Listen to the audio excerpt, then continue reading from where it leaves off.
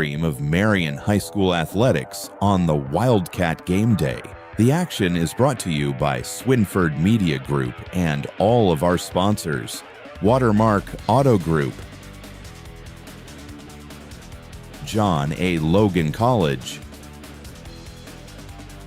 Oasis Family of Businesses, Moreland Bishop McDonald's,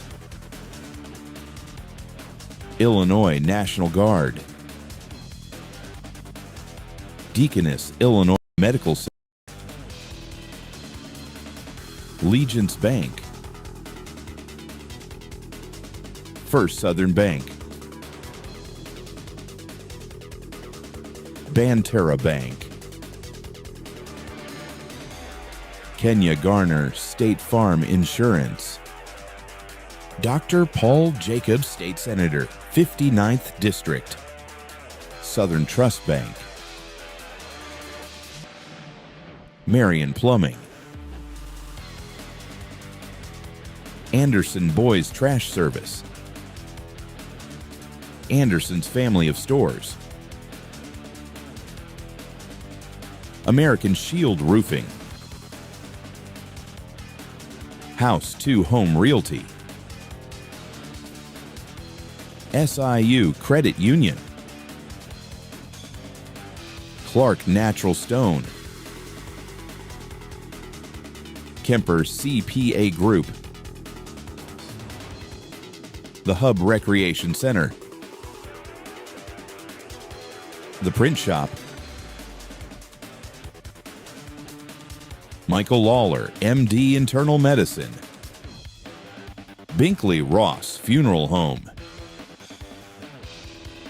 Christopher Rural Health Planning Corporation, State Bank of Whittington, City of Herrin, City of Sesser, Sam C. Mitchell and Associates, Herrin Community Unit School District Number 4, Johnston City Community School District Number 1,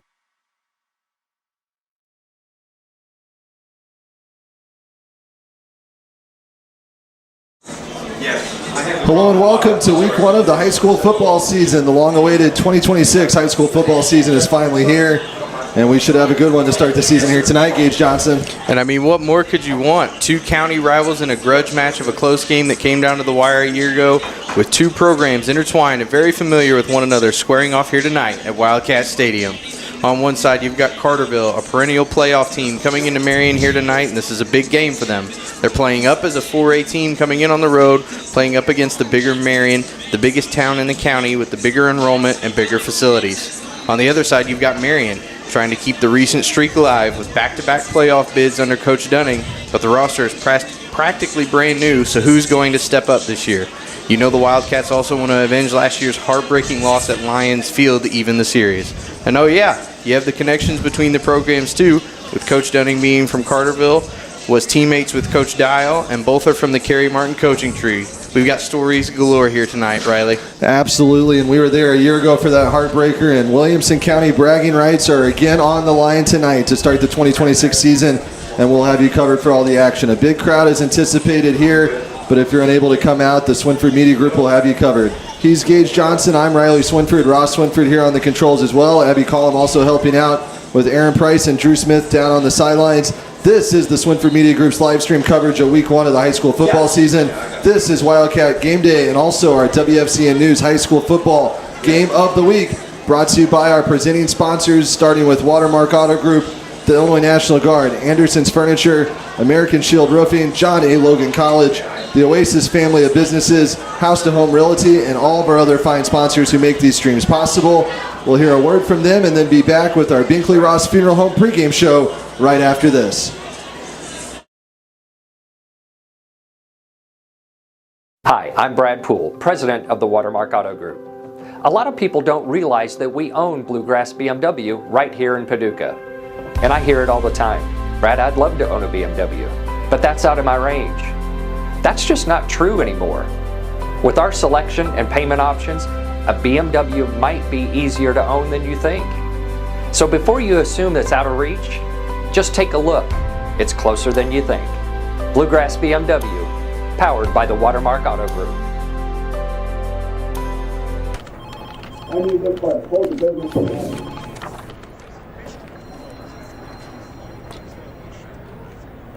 It's never too late to rewrite your story.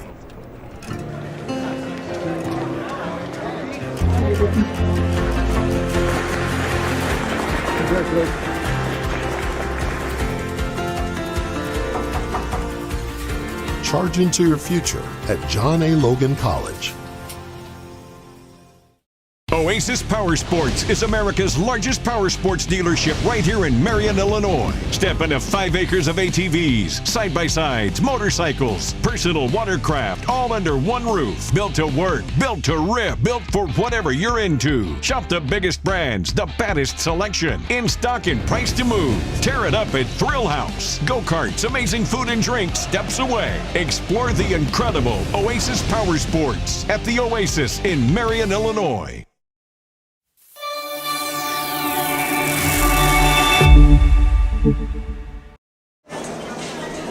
This is the Binkley-Ross Funeral Homes pregame show here live from Wildcat Stadium as we await kickoff between the Marion Wildcats and Carterville Lions tonight in Week 1. We're about 34 minutes away from kickoff, but let's first set the stage tonight. Gage, I'm Riley Swinford, Gage Johnston alongside, and before we can talk too much about this new season, let's rewind back and talk about last year's first chapter in this renewed rivalry. Really, like we said in the opener, it was a heartbreaker. These two teams started the series at Carterville in Week 1 almost exactly a year ago tonight, and boy, was it a good one. Yeah, Riley, if that game a year ago was any indication at all how this new series is going to go, we're in for another good one here tonight. Last year's game had it all. Big plays on both sides, both teams trading punches almost like a heavyweight fight. Big passing plays, highlight reel catches, special team plays.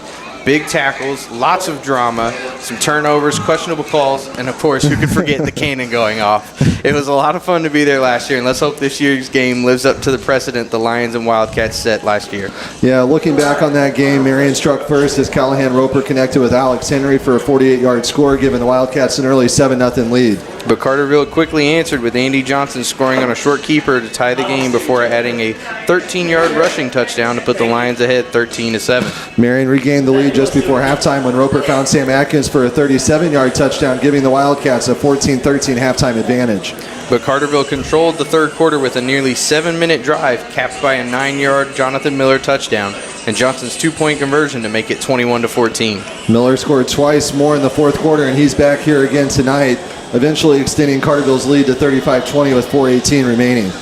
Marion wasn't done, though. They mounted a furious comeback as Roper connected with Junius Thomas for a 55-yard touchdown to cut into the Lions' lead.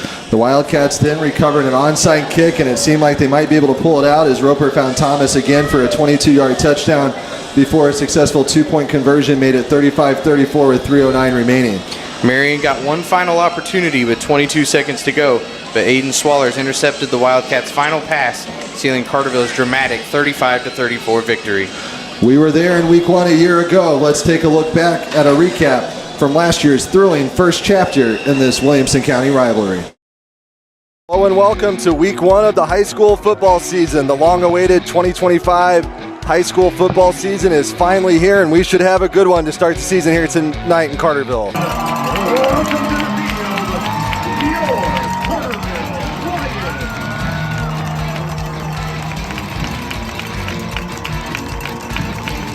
Out for Marion. Roper, play action pitch, finds Henry streaking across the middle, makes one guy miss. He's got his eyes on the end zone, and Alex Henry from 47 yards out has the first score of the season. To hit that touchdown. Like the play calling on that series now. Sam Atkins will line up for the point after. Roper to hold. The kick is up and through the uprights, and Marion, just like that, with 10:34 to go in the opening quarter, is out to a 7-0 lead.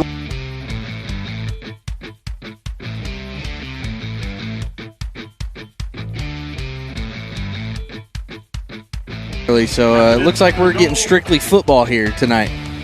First and goal from the 2 now for the Lions. Quarterback keeps it himself, and he walks into the end zone for Carterville's first score of the season. And will hold as Carterville is going to try to tie this game.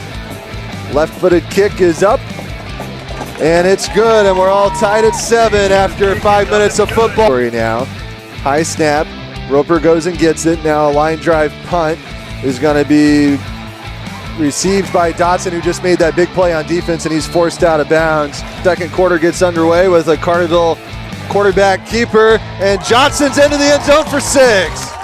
What a start to the second quarter.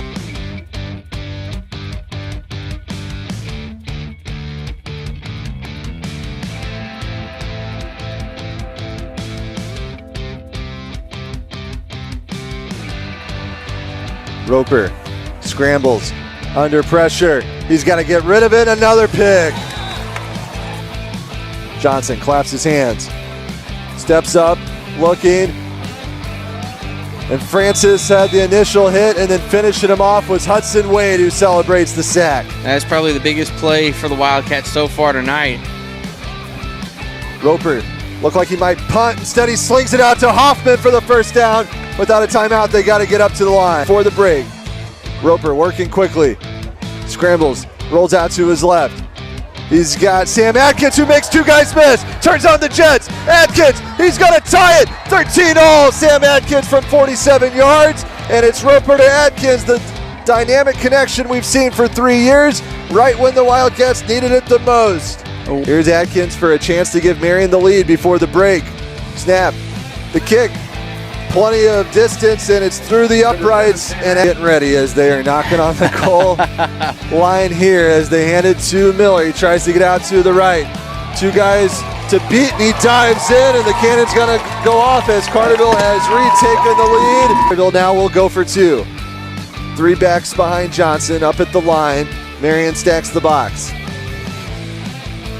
Johnston rolls out, left, dives in for 2, and the 2-point conversion is good. 21-14 Lions. For 78, 6'5", 360, anchoring that line and pushing the push here for another Carterville score. And it's Johnny Miller finishing off the drive. In for the point after. The kick is up, and the kick is good, so they capitalize on that one. They missed one earlier in the game from the shotgun. Rolls out. Steps up. Wants Adkins on the deep ball, and he's got it! There's the play Marion needed, and it's Sam Adkins who had the big play at the end of the first half. Coming up huge, and it's Roper to Adkins, and how many times have I said that over the last 3 years?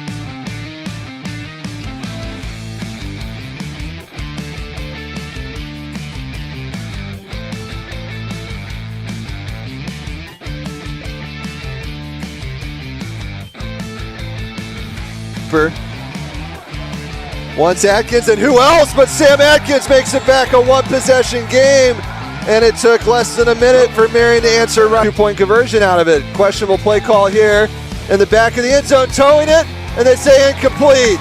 Carterville trying to go to 1-0. Marion trying to go to avoid going to 0-1. Hit as he throws. Dangerous pass, and it's somehow brought in. They keep it on the ground, and Miller is in for 6. Point after. Oh yeah, put the pressure on the Wildcats as they get that one to go through. But big penalty there to keep this drive alive for Marion. Roper in trouble, gives it off to Thomas. Following his blockers, cuts back to the middle. Still on his feet, gets out to the outside. 2 guys to beat. Junius Thomas with 3:45 puts Marion back within a score. 4 receivers for Roper, bad snap. He's got to get rid of it, and the play doesn't work, and it's a 9-point game. Adkins will kick it away. Right to Johnston, a scramble, though he lost it. Marion thinks he has it. He might have been down. It's awfully close, though. Marion ball signals Todd Bryant. Roper and company back on the field. Looking, swings it out to Winters. Follows a couple key blockers. First Southern Bank first down, towing the sideline out of bounds, and all of a sudden the Marion Maniacs have something to cheer about, Gage. We're back here live at Carterville. Out of the timeout, Junius Thomas is wide open. Touchdown, Marion! Recreation Center. They direct snap to Blake Winters, a different look here on this two-point conversion, and it pays off as he's in. And with 3:09 gauge, we've got a 1-point game. Trying to start the season 1-0. Something's got to give. 4 receivers set. Roper in the shotgun with time. Looking, steps up, hit as he throws. Picked off, and that's the game. Carterville seals it. Aiden Swallers with a game-saving interception. And Roper's third pick of the night gives Carterville the Week 1 win as they will move to 1-0. Marion will start 0-1. A game on both sides, as you hate to see either team have to lose this game, but Carterville made less mistakes than Marion and ultimately wins the game 35-34. I'm Riley Swinford signing off from Lions Field following a 35-34 Carterville win over Marion. Until next week, live from Wildcat Stadium, good night from Carterville.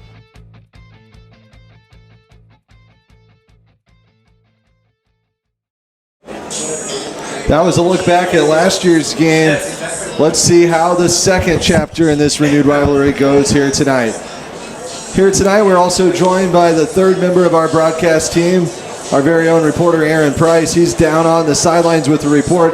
Aaron, what are you seeing down there as this big crowd files in? We are just minutes from kickoff here in Marion as the Carterville Lions come to visit the Marion Wildcats here at Wildcat Stadium in what is sure to be a thrilling game tonight to kick off the 2026 football season. A lot of energy down here on the sidelines as we get prepared for kickoff. Here's a little bit of information on what we're expecting from both of these teams tonight. Obviously last year, a very close game, as close as you can get, just a 1-point game. 36-35 was the final last week when these teams met, or last year when these teams met in Carterville rather, as the Lions escaped with that victory. Marion actually rallied from a 35-20 deficit with just over 4 minutes left in that game last year before Carterville sealed the win with an interception with just 4 seconds remaining in that game on home turf. Carterville this year comes in ranked 10th in 4A in Illinois and 120th overall in the state. Lions finished last season 10-1, averaging about 331 yards of total offense per game.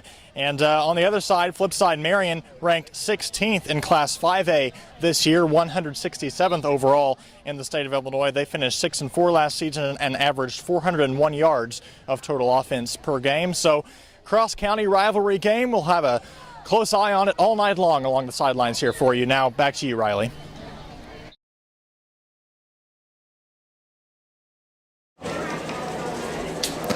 Thanks, Aaron. Great work down there. We look forward to hearing from you more as the night goes along.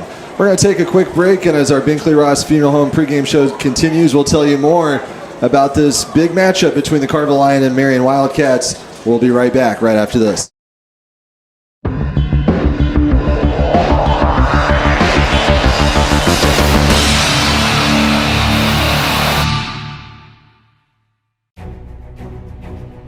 My part-time service in the Army National Guard gives me a lot of opportunities. I have the ability to serve close to home, wherever that may be in the volunteer state. It also provides tuition benefits, making it possible to get the education I've always wanted. And since my service is part-time, I can pursue my dream job in the career field I choose. With part-time service in the Army National Guard, I really can have it all. Visit NationalGuard.com to find out more. It was just me and Dave, out for a leisurely walk in the park. Well, until the unexpected happened. Luckily for Dave, nationally recognized care was close by. With Deaconess, top-notch emergency services and advanced technology helped get Dave back on his feet fast.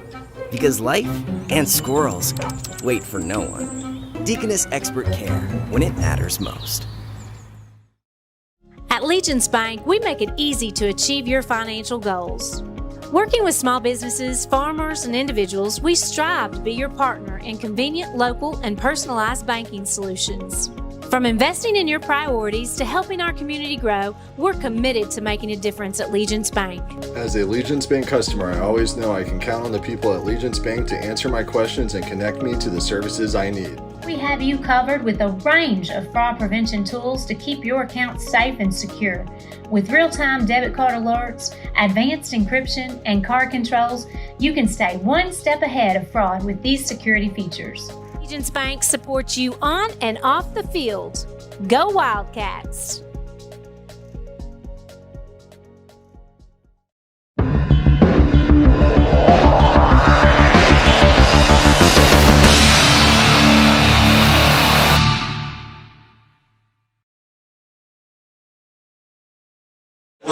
Welcome back here live at Wildcat Stadium on the campus at Marion High School alongside Gage Johnson. I'm Riley Swinford. Ross Swinford alongside in the booth. Abby Collin also on hand.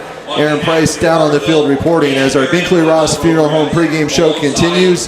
Gage, let's dive a little bit into these two teams, which look a little different than the ones we saw duke it out in 2025. First, let's take a look at the Carterville Lions, the visitors here tonight. Absolutely. The Carterville enters the 2026 season looking to reload after one of their best seasons in recent years, as they went 10-1 last fall, finishing undefeated in the regular season and winning its second straight river-to-river Ohio Division Championship before reaching the second round of the Class 4A playoffs.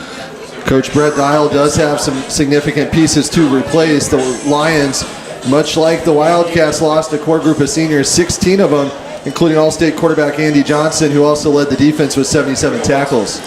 The Lions also graduated leading receiver Hayden Harrell and several key offensive linemen, along with defensive standouts Jamison Jones, Luke Barnhart, Carson Davis, and Drake Capey. But this is still a veteran Carterville team. The Lions return about half of their starters on both sides of the football, and they have 16 seniors on this year's roster. The offense will once again feature honorable mention All-State running back Jonathan Miller, as we saw in the recap. He was a handful a year ago and on his way to a season where he rushed for more than 1,300 yards and 17 touchdowns. Zachary Carter is back at receiver, as is PJ Huzinga, and Braden Morris providing experience along the offensive line. And it'll be junior Jack Dobson that won the starting quarterback job after competing with Cameron Gibbs throughout the summer. Dial described Dobson as a multi-threat quarterback and said he feels like the Lions have good depth at that position. Defensively, Carterville brings back 4 of its top 6 tacklers from a year ago. Braden Brown is back after having 4 sacks in 2025. Jeremiah Bouchard, Carter Jones, and Dobson join him, along with several upperclassmen also expected to take on bigger roles, including Garrett Robertson, Jackson Labatt, Brant Robinson on the offensive line, and defensively Silas Lee, Jasper Phillips, Cal Dunning, Keaton Basalo, Deacon Lane, and Zach Snow among the players expected to step into some starting positions. Dial said that Carterville had a strong summer, including work against playoff caliber programs at Tolono Unity and Sycamore, and a 3-day camp at Eastern Illinois University. He expects the Lions to be competitive once again with an experienced group made up primarily juniors and seniors. After tonight, the Lions will continue through a schedule that includes river-to-river Ohio Division play, where they'll look to make it 3 in a row. Salem has now joined that conference, giving the Lions 6 teams on each side of the SIRR Mississippi and Ohio divisions. All that was on Coach Dial's mind when he met with our Aaron Price to preview tonight's matchup earlier this week. All right, we are here with head Carterville football coach Brett Dial, coming off of the summer. First thing I'm going to ask is Jonathan Miller. In this game last year, he had 186 yards, 3 touchdowns against Marion. How big of a role will he have this year for your team? Well, he's a returning All-State player, so he's gonna touch the ball some for sure. No, he's a senior. He's got a lot of experience, and whenever you're starting your offense with a kid like that who's had that kind of success through the course of a season, it's a good place to start.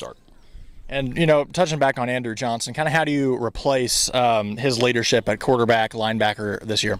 I think that's the thing that's the hardest to replace, not necessarily the quarterback or the linebacker, but the leadership. I mean, he was just he was a baller, and his energy every day in practice is hard to replicate. So we've just got a lot of guys, competing for the quarterback position, so that's helped, elevate the play of that position for us. And then we got a lot of young and hungry linebackers that are ready to get on the field. So I think we're going to be fine in both spots. As we know, last year's game against Marion right here on home turf ended up 35-34, very close game. What do you need to do better, I guess, this year to keep Marion from kind of making that late run again? I mean, they were athletic. They were good. I mean, it was a close game, and they scored a lot of points because they were an excellent football team, well coached, and then a lot of good athletes on the field. So we just got to do a better job of finishing the game. I think we had a couple score lead with about 4 to 5 minutes to go, and they got a couple onside kicks, made some plays on special teams, and made it interesting. So we'll just need to focus in on trying to get ahead, trying to control that ball, and finishing things off. One advantage, or some might look at it as a disadvantage in some ways, Marion lost 19 seniors this year compared to last. Does the new players coming in kind of make it harder for you guys to really dial in and say, these are the guys we kind of need to be prepared for? Not really. We are very much a take care of ourselves kind of program. You know, we worry about what we can control. I don't know their personnel very well, and it doesn't matter. Whoever they have in those positions are going to be athletic. They're going to be able to make plays. We just have to be, disciplined, tackle well, block well, and I think we'll be okay. Your squad ended with 10 wins last year. I would imagine that might bring a couple of higher expectations for this year. Just kind of talk about that. We returned about half starters on both sides of the ball, and then I think we've got a lot of sophomores last year now, juniors that are ready to step in. I mean, my projected lineup for next weekend, we don't have any sophomores in our starting lineup. It's all juniors and seniors. So we've got a pretty good, older group. We've got some nice depth in the sophomores that can kind of come in and help us on some special teams and things like that. So, I think, like I said, I think just the depth is a big advantage. Well, we'll see what comes of it, and wish you the best of luck this week against Marion. Thanks, Coach. When you play sports, you know the importance of teamwork. I'm Michaela Coburn, and I play for SIU Saluki Women's Softball.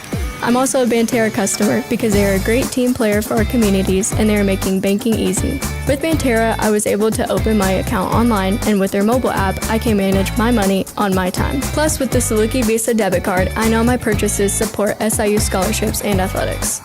That was an easy one for me. Banterra Bank, official partner of Saluki Athletics, member FDIC.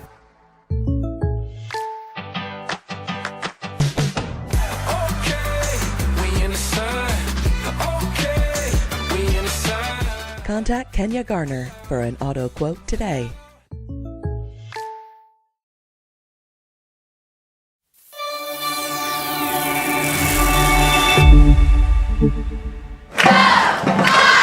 We're back here live at Wildcat Stadium, just under 15 minutes away from kickoff. Engage, it's hard to believe we're already kicking off year 4 of the Jason Dunning era here tonight. And similar to where the Wildcats were in his first season, they kind of find themselves back in that mode tonight. A strong senior class has graduated. A lot of underclassmen will be asked to step into bigger roles and get thrown into the fire. The difference this time, though, Coach Dunning is now an experienced head coach with 3 years under his belt and back-to-back playoff berths to tout. Yeah, and we've watched the growth over these last 3 years with JD leading the Cats. In their first year in 2023, they went 4-5 and missed the playoffs. And then in 2024, went 6-4 with that first-round playoff loss to Highland, and then in 2025 went 6-4 again with another first-round playoff loss to Mahomet Seymour. So the total entering tonight sitting at 16-13. Marion enters 2026 replacing one of its most experienced senior classes in recent memory. The Wildcats lost 15 senior starters led by record-setting quarterback Callahan Roper, along with his favorite targets, Junius Thomas, Sam Adkins, and Blake Winters. But Coach Jason Dunning doesn't call it rebuilding. Marion has 13 seniors and 18 juniors, plus talented younger players coming from a JV team that went 7-1 and a freshman group that finished 9-0 last season. One of the biggest question marks is who will replace Roper at quarterback, where senior Aiden Broomfield and sophomore Gavin DeVore have competed to replace him at that spot. Dunning believes the 6'4" DeVore has a bright future, while Broomfield brings some experience and a strong understanding of the offense. But Marion does return its leading rusher in Marcus Hazel, who ran for 422 yards and 9 touchdowns despite missing the final 2 games of last season. Sophomore Vance Burford is another name to watch and is considered one of the faster young players in Southern Illinois. We're going to take a quick break and send it down to the field for the playing of the national anthem.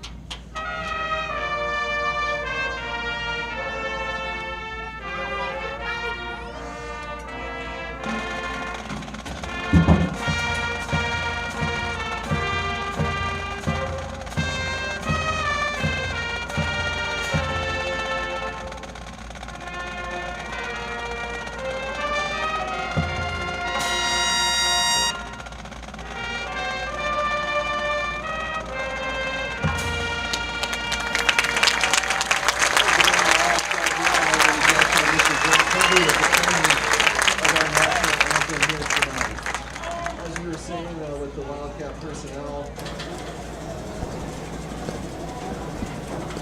That was the Marion Wildcat Band with the playing of our national anthem here tonight on the direction of Mr. Joel Kirby. But as we were saying before we took that break and talking about Marion's personnel, up front Marion does return four-year starter Logan Black at left tackle alongside junior Levi Clark. Dunning believes the offensive line could be a strength for this team, praising its combination of size and experience. Defensively, Marion returns three starters, including Jaden Twitty, who recorded 71 tackles, Caden Jacobs, who led the Wildcats in tackles for loss, and Broomfield at outside linebacker. Marion was 6-4 and reached the 5A playoffs for the second straight year a year ago.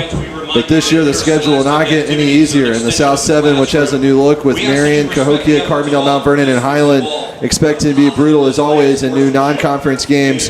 In addition to tonight, they will play Lincoln Way East and Peoria Richwoods and Belleville West. So the schedule this season does not give Marion and this new inexperienced group any favors. But you know, Gage, starting out, they would like to avenge last year's heartbreaking loss to Carterville. Absolutely. The new season begins tonight here at home against Carterville with a rematch of last year's thriller that saw the Lions escape with that 35-34 victory after Marion nearly erased a 14-point fourth-quarter deficit. That was on the mind of Marion head coach Jason Dunning, along with this new season, as the Wildcats practiced at the Oasis Sports Complex's Integrity Dome last week in preparation of the new season. All right, we're here with Marion Wildcats head coach Jason Dunning. Biggest change for you guys this year, obviously, is losing as many seniors as you have compared to last year. You lost 19 compared to the previous season. Who's kind of stepped up so far this season as the leaders for this group? You know, we've got two guys in Marcus Hazel and Logan Black that are in their fourth year starting. They started two games as freshmen, so those guys are there. Some young guys that are really stepping up between Gavin DeVore and Vance Burford, Elijah Perdeman, Peyton Dunning, some sophomores that are trying to fill those skill positions that are there. Logan Vinoy's in there in the mix, and then you've got Aiden Broomfield, who's another senior that he and Gavin are kind of both going to play that quarterback position. And you know, when you lose a kid that's a 3-year starter like Cal, you're trying to find anybody to kind of replace them.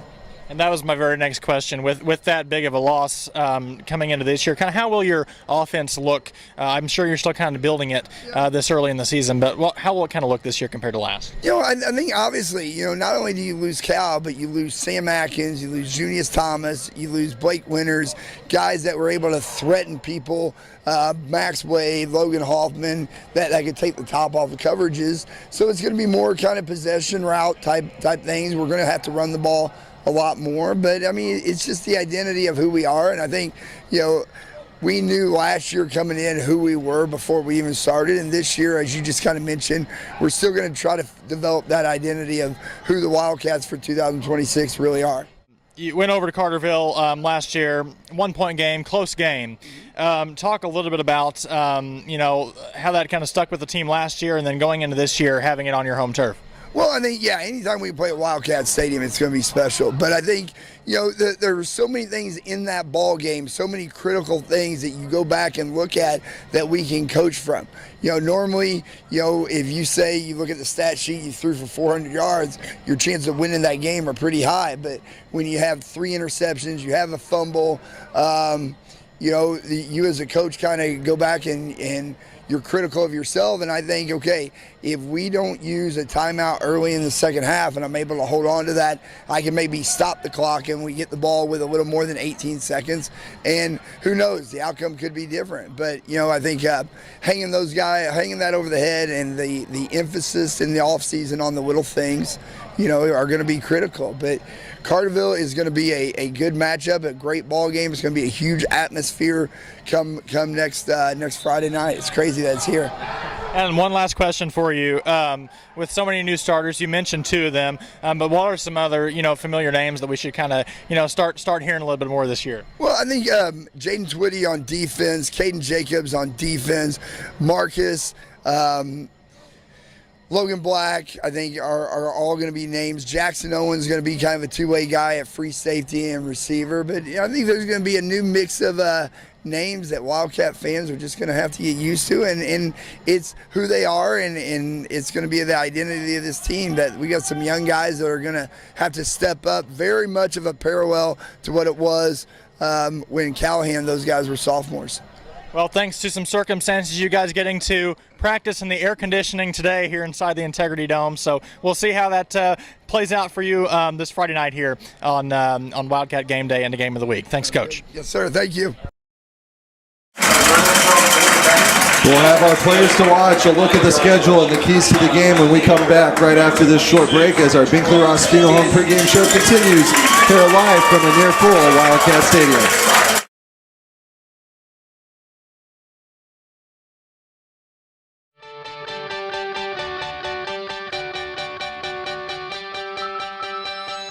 Hey, this is Michael Anderson, owner of Anderson Boys Trash Service. We are locally owned and operated. We are reliable and affordable. Weekly trash service. I look forward to hearing from you soon. I appreciate you, and my family appreciate the business. Now serving residential and commercial properties with roll-off dumpster rentals available.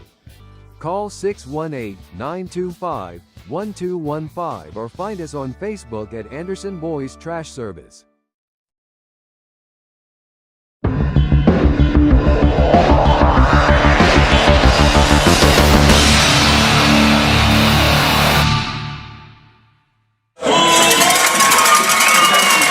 Welcome back. Kickoff is fast approaching. We're now under 5 minutes away from kickoff of the 2026 high school football season. Alongside Gage Johnston, I'm Riley Swinford. This is the Marion Stars Wildcat Game Day in the WFCN News Southern Illinois High School Football Game of the Week. It's now time to name our Legence Bank players to bank on. And for both of these teams, Riley, it'll likely be an unknown X factor who will surprise us tonight, as both teams will have some new guys thrown into the fire. So I'm excited to see who we know after the game and the post-game show that we didn't necessarily have our eyes on pre-game. But just based off reputation of what they've done so far, for Marion, I have to go with Marcus Hazel and Logan Black. You heard Coach Dunning. These are his two most experienced, battle-tested guys. Two guys who got starts as freshmen. That is unheard of in 5A football at a school the size of Marion.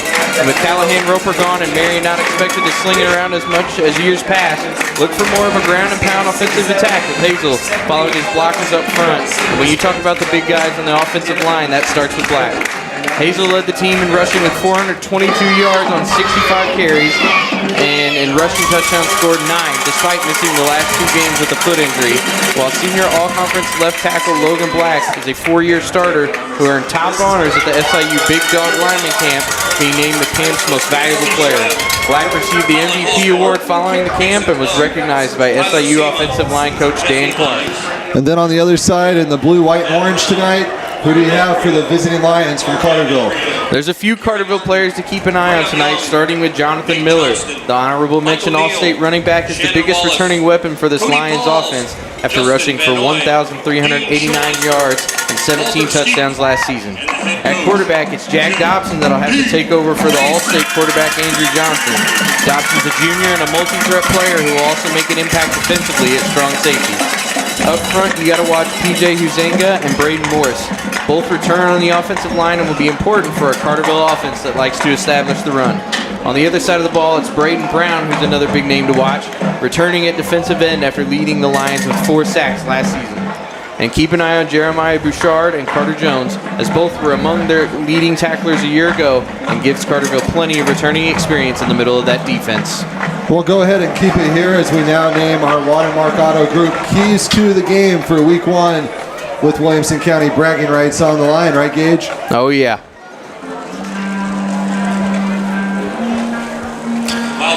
And for our keys to the game, Williamson County bragging rights is what rides on this game. For Marion, they want to avenge the way last year went. And if you're Carterville, how sweet would it be to come into the bigger county rival and win on their field?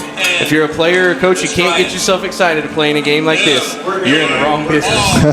The little things matter as well. Last year we saw a few small things: penalties, failed executions, turnovers, bad snaps, timeout usage, clock management. That is what ultimately decided that game a year ago. And it could come down to another 1-2 possession game tonight. Whoever does the little things best will win, or should win. Who will step up? 3. Both times have new guys getting thrusted in the action, and I'm excited to see who is up for that challenge. That will do it for our Binkley-Ross Funeral Homes pregame show. We are all set for kickoff when we come back. It's time for the 2026 high school football season We'll have it for you right after one more word from our sponsor. It's back to school time, and Anderson's family of stores has deals for the whole classroom, like mattresses starting at $199, sofas starting at $299, dining starting at $249, and bedrooms starting at $499. All of these deals, along with the entire store, on sale, plus offering 3 years interest-free financing. No quizzes here, just deals at Anderson's family of stores.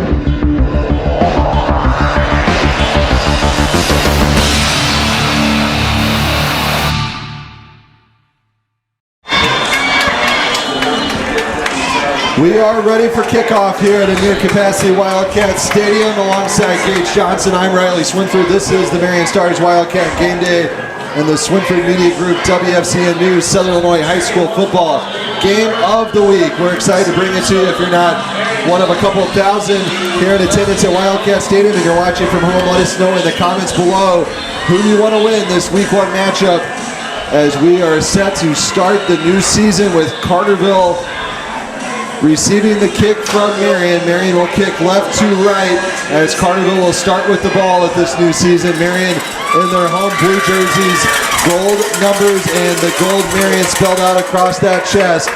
White pants, blue helmets with the gold Marion emblem on the helmet. And it will be a freshman kicking it away, number 80, Liam Webb, as he will start the season with the kickoff. Back to receive for Carterville is number 4, Timothy Cup. And the season is underway. It will be brought out by number 25 for Carterville, and he makes it up near the 35-yard line before he's wrapped up. That's Hudson Bishing, and that's how the new season gets underway, Gage. Carterville will have good field position to start their first drive of the year. Absolutely, and it was a nice job getting that tackle there late. It looked like he had a lot of opening there for a second. I thought we might have an early touchdown on the first play. You can already tell on both sidelines, everyone is juiced to get this season going, and we'll see if both these teams can settle down and play football now. Carterville officially will set up shop on the 33, 11:55 to go in the first quarter. And we'll see what kind of offensive scheme Coach Dial has, no pun intended, dialed up for this first drive of the new season. As a year ago, Gage, we kind of saw a shift in that second half. If you remember, Carterville really milked the clock and really took control of the game by clock management. Absolutely. That was a masterclass in time management last year. That 9-minute drive that we mentioned, that was the first drive of the half, if I remember correctly. Yeah, they came out of halftime with a new plan. And on the first play of the season, they handed to the All-Stater Jonathan Miller as he gets out to the outside and was forced out of bounds by Marion's Connor Tanner. Gain of 7 on the play, and Miller picks up right where he left off a year ago. Absolutely, and as much as, you know, guys are going to be amped up for this game, it's going to be interesting to see who's really ready and in game shape, especially with this heat now. You know, it's season a week earlier and a lot hotter temperatures to start. They go back to Miller, this time to the right side, and he's met with some resistance by some blue jerseys near that first down marker. We'll see if he got it. And they say first Southern Bank first down, or first Southern Bank first down of the season. So Carterville takes 2 plays to get 11 yards and a new set of downs now at the 44. And I tell you what, Riley, they got that first down, but he paid the price for it. He absolutely did. You saw Caden Jacobs turn around and clock him. And I wouldn't want 6'5" running and 205 running at me like that. Absolutely not. First pass play of the drive, it's Jack Dodson out to the outside. Gavin Johnson towing the sideline for a short gain. Knocked out of bounds by Ashton Norman. Ashton Norman with the coverage for the Wildcats. 4-yard pickup, 2nd and 6.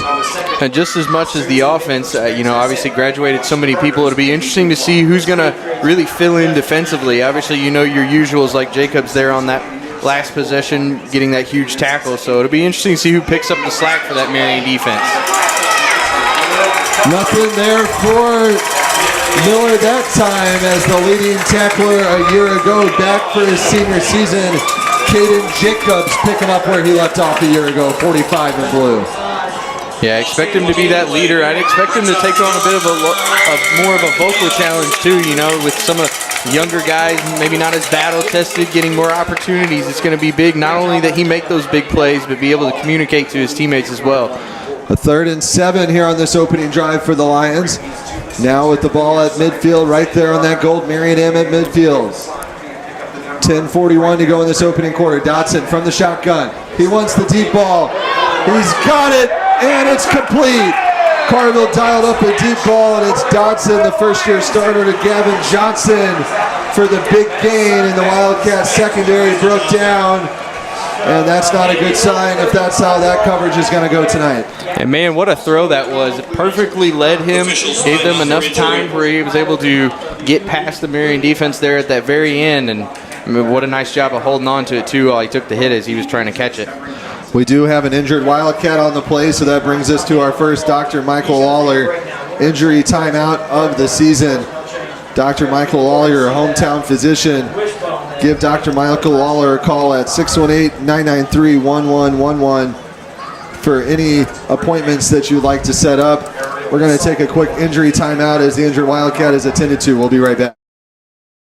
When it comes to protecting your home, trust a roofing company that's proud to call Southern Illinois home.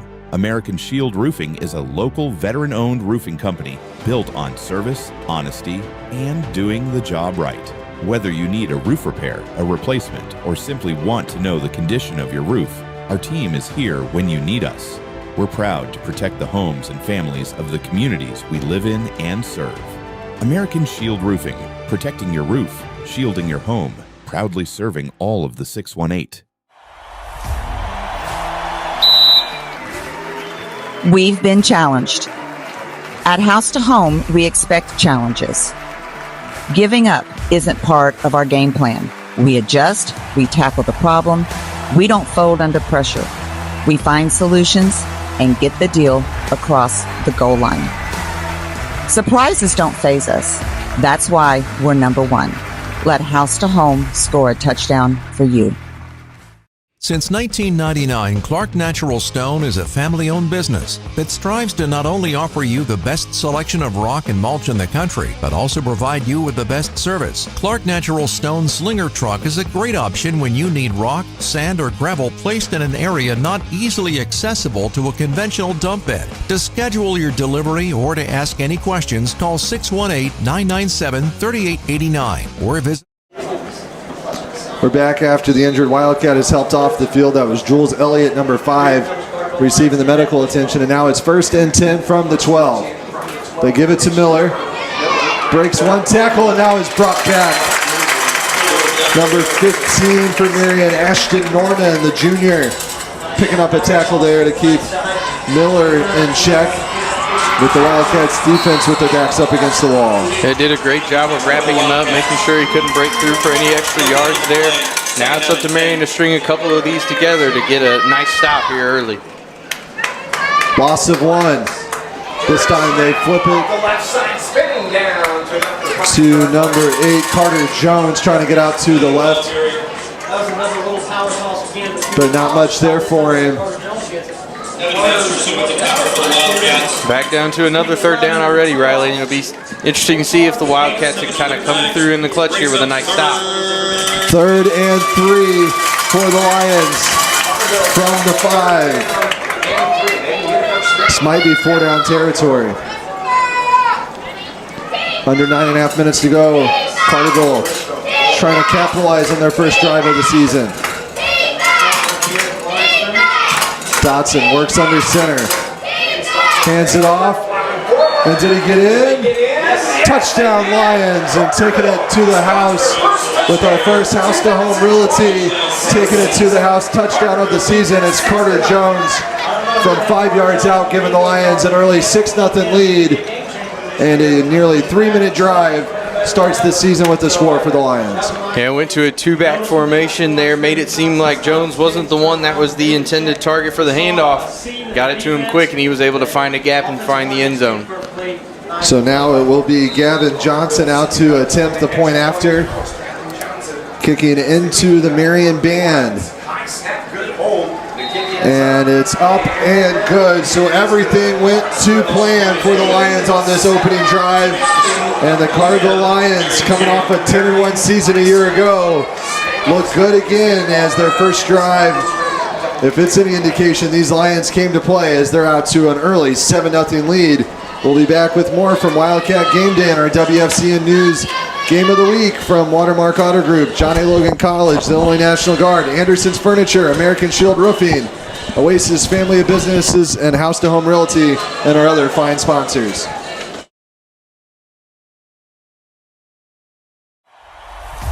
Do you feel like your business is sinking in accounting and payroll work? Are business taxes and confusing technology dragging you down? Call the experts at Kemper CPA Group. We'll answer your questions and give you the tools to keep your business afloat. At The Hub, we're not just a fitness center. We're a community powered by people who care. Our dedicated staff will guide you every step of the way on our world-class fitness floor. Dive into fun in our aquatics center. And with our fitness and aquatics classes, there's something for everyone. Join us for family events that bring our community closer. We're people-powered and we are here for you, creating a fitness experience that feels like family. Join us today at The Hub, where health and happiness meet.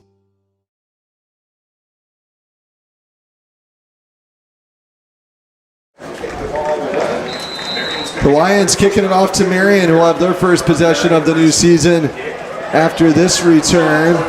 And they'll have good field position as number 44 for the Wildcats, Elijah Herrin, unable to bring it out. And the Lions will be flagged for a penalty on the kick, and Marion will set up shop on the 35-yard line.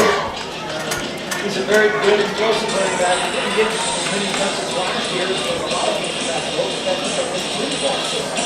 so I think Or will it be the 30, Gage? I believe so. It looks like the 30. I thought it went to the 35, but that might have changed.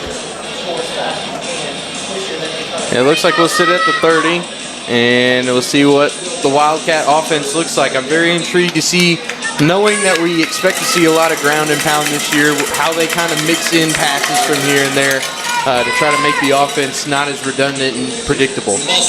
Hey, there it is. It's on the 35, Gage, so maybe I should start doing some high school football officiating. It'll be Broomfield at quarterback, so it settles that debate as Broomfield will get the first snap of the season to hand to Hazel. No surprise there, but we've got our first flag of the game. And you expect to see a bunch of those probably here early on, you know, first game, especially after last week being canceled. Right. But it'll be important, especially knowing that the run is your bread and butter, not putting Hazel in a spot where he's got to make up yardage over and over again. Yeah, as Gage alluded to, last week's blue-gold scrimmage was canceled due to the bomb threat at Marion High School last week. So some of these kind of first-game jitters, especially for such a young, inexperienced group like Marion has, were not eliminated with a dress rehearsal last week. But here they go. They hand to Hazel this time, and not much room for him there as he stops shy of the 30 for a loss.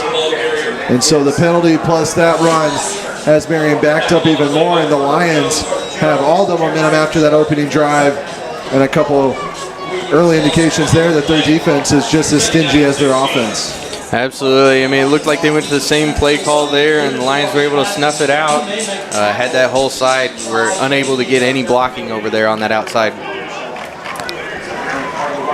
2nd and 16 now from the 29.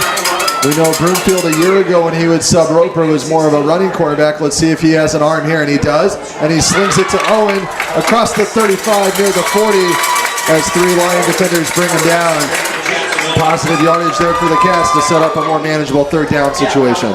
That's something you love to see at a Broomfield, knowing that if he can make himself that dual threat option and find those guys when he needs to, it'll make him that much more of a threat on the ground as well as Hazel.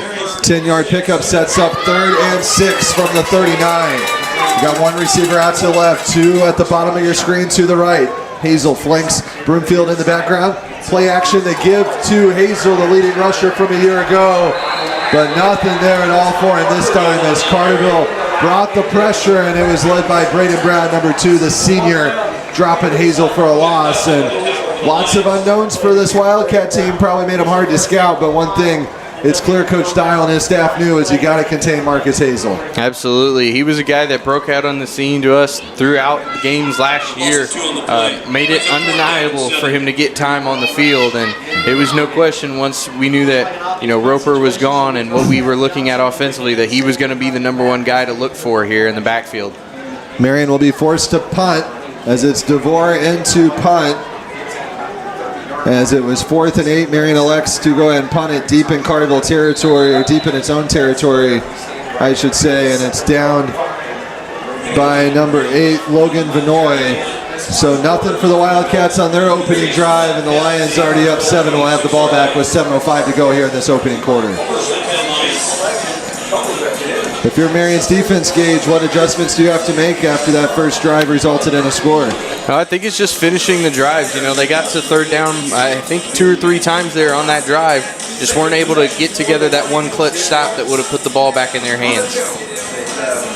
We'll see if Carterville keeps more of the same. It was a heavy dose of Jonathan Miller and the guy who ultimately found the end zone, Carter Jones, on their first drive. Let's see what other weapons the Lions may have as they line up. 1st and 10 from the 26 is Dobson. High snap. Recovers. And now dropped for a loss. There's a big play the Wildcats needed. Ashton Norman, number 15 with the American Shields Roofing. Big defensive tackle of the game. And what a big play that was, being able to snag him before he got to that outside.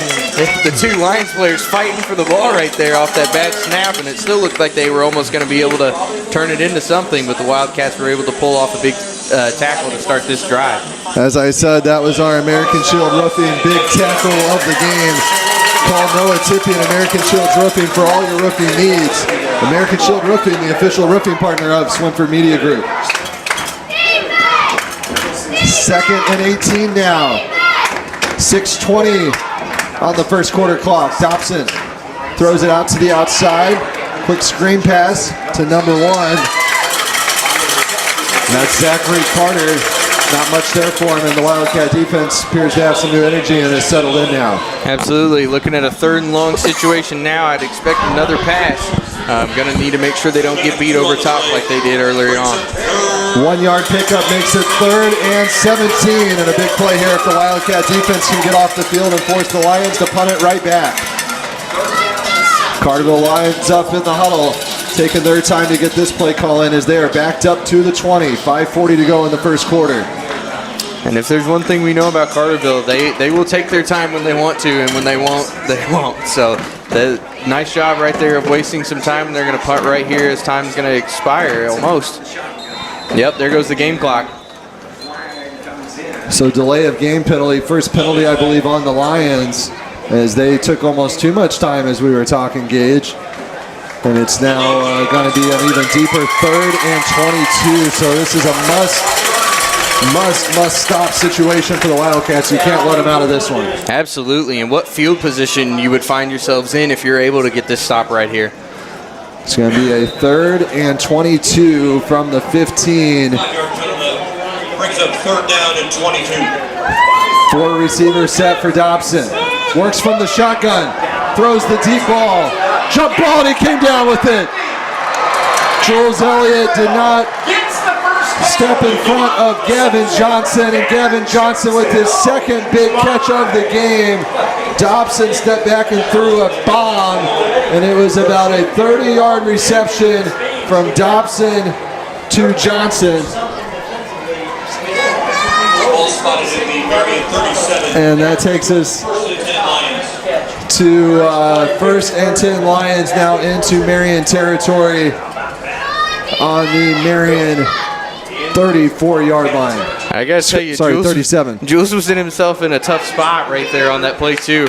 I mean, they got Jules listed at a good 5'9", with Gavin Johnson sitting close to 6'5". Whether he had gotten to that contact or not, it's a tough spot to be trying to fend off that kind of height on a throw-up ball. Well, and poor Jules is the one they had to help off the field injured a few minutes ago. So quick turnaround to find yourself in that situation after being banged up. So all the odds stacked against him there. And, you know, he'd like another shot at that if we see that matchup later in this game. Absolutely. And again, we find themselves, they were in another 3rd down situation, weren't able to finish the drive. So that's something to look for early on here tonight. Absolutely. 2nd and 7, they keep it on the ground, and that's the second of their two-headed rushing attack. Carter Jones, who already has a touchdown in this game, picking up a couple yards, and now it's another third down situation. 3rd and 1 after a gain of 6. 4:05 to go in this first quarter. The Lions threatening to take a 2-possession lead.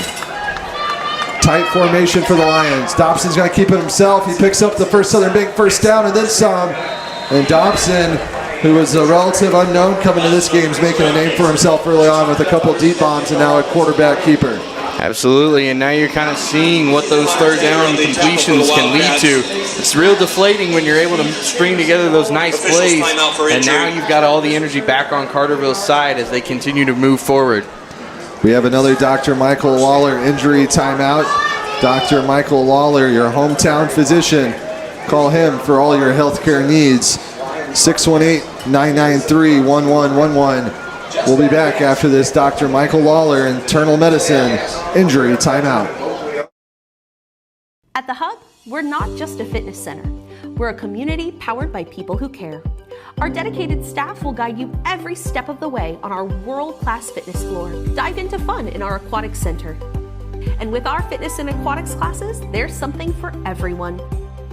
Join us for family events that bring our community closer. We're people-powered and we are here for you, creating a fitness experience that feels like family. Join us today at the Hub, where health and happiness meet. Hi, I'm Tyler Young with the print shop here in Marion. We're on the square. We just got done doing some perforated vinyl here at Swinford Publications. So this is the vinyl that you can see out, but people can't see in, and it gives a nice little look and feel to a number of different kinds of businesses. So come see us at the print shop. We're at 1112 North Carbon, next to AutoZone behind Hardee's. Hi, I'm Joni, director at Binkley-Ross Funeral Homes. When you're faced with loss, it's comforting to know that someone who understands your pain is here to help. That's why I brought Blue and Mitchell Hughes Funeral Homes back under local ownership alongside Binkley-Ross Funeral Home. We've been serving Marion and Williamson County families with compassion and care for years, and we know how important it is to feel supported in your time of need. If you have questions or concerns about your previous arrangements, we're here to support you with understanding and kindness. You can always rely on us for honesty, respect, and care you deserve. Marion is not only my home, Marion is my heart. After that injury timeout, it's 1st and 10 Carterville from the 20. Working into the red zone again as the Lions continue to push forward with little resistance from this Wildcat defense. And this is a drive that had them backed all the way downfield at their own 15, and now they found themselves knocking on the door of an early 2-possession lead. Yeah, Marion's going to need to find a way to bear down. Looking at a possible 2-touchdown deficit here early if they can't string together a couple stops. Pickup of 8 sets up 2nd and 2, and they go back to Jones, and this time the Wildcat defensive line sends him back, led by the returner, 45, Caden Jacobs. Looked like Jaden Twitty was in on the action there too. Getting a little hyped up after that play, trying to get the rest of his teammates excited on that sideline. So another 3rd down situation, a gain of 1. They held there on 2nd down, maybe another stop here on 3rd down, and likely 4-down territory. Tight formation, Dobson under center. Quarterback keeper trying to move the line, and he does pick up the first Southern Bank first down across the 10-yard line. And Carterville, just in complete control. The confidence on offense is showing right now. I think that's their 4th 3rd down conversion already to this point. So going to be up to Marion to try to find a way to make those big stops when they need them. We'll see as the heat continues to set in tonight how much of a factor that plays. 82 degrees, the sun is setting, but it's a hot, humid night. Lots of cramping. And we'll see how much fatigue and conditioning has a factor in tonight's game. They go to Miller, finds an opening out to the outside. He will not be denied, and he broke the plane for a 9-yard score. And the All-State running back, the senior, breaks the plane and gives the Lions a 2-possession lead, and this first quarter gauge belongs to the Carterville Lions. Absolutely, and you can kind of feel it already looming a little bit early here in the crowd. Marion needs something of an answer on this offensive possession to try to get the crowd on that sideline back in it. All Carterville through the first 10 minutes as they are on the field attempting a point after. Gavin Johnson, number 5, for the point after. The hold. The kick is up and through the uprights, and Carterville near perfect on their first 2 drives. Have came into Wildcat Stadium on the road here in week 1 and silenced this big Marion crowd in the home opener. Marion will try to get this crowd going when they take possession next. This is the Marion Stars Wildcat Game Day. This is the WFCN News Game of the Week. We'll be back with more right after this quick word from our sponsors. We have the biggest pediatric group in the Southern Illinois area. We see a lot of kids, and they're kind of our passion because it's all about the kids. So we've done school physical clinics, we've done sports physical clinics. They make everything easier, CHRPC, so it's just better for everyone. We're very much about trying to keep our kids as healthy as possible so that they can become adults that are contributing to our society. Your dream of home ownership may be closer than you think. At Oasis Manufactured Homes, you'll discover quality, built, manufactured, and modular homes designed to fit your lifestyle and your budget. From first-time buyers to growing families, our experienced team makes the process simple, stress-free, and personalized every step of the way. With trusted builders, flexible financing options, and no-pressure guidance, we'll help you find a home you'll love for years to come. Oasis Manufactured Homes in Marion. We're back here live at Wildcat Stadium. All Carterville 14-0 as Elijah Perdeman will bring out this kick return. And not much room for him there as Carterville swarms to the football and wraps him up at the 15. And Carterville with more of an extra boost to them, I would say, tonight so far, Gage. And as we talked, Marion had to cancel their preseason scrimmage a week ago. Carterville did have a Meet the Lions get together after their youth camp last Saturday. I don't know how much of a factor that plays, but Carterville just looks a little bit more settled in here tonight as Marion kind of has that deer in the headlights look so far. Absolutely. They'll need to find a way to string a couple plays together, get some confidence building, and then go forward and try to find an answer right here, because if they don't get an answer soon on one side of the ball, it could get ugly here early. They give to Hazel, and there's a positive running play for Hazel. His first positive carry of the season, the leading rusher a season ago.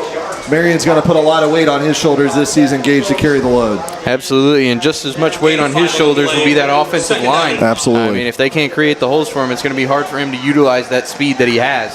So it'll be a big number for them to try to take on the challenge of other teams as well. 6-yard pickup. They go back to him, trying to get the first Southern Bank first down, and he plows forward behind his big offensive line blockers there with 77, Logan Black leading the charge there. A huge third down here. You know, Carterville's converted multiple up to this point.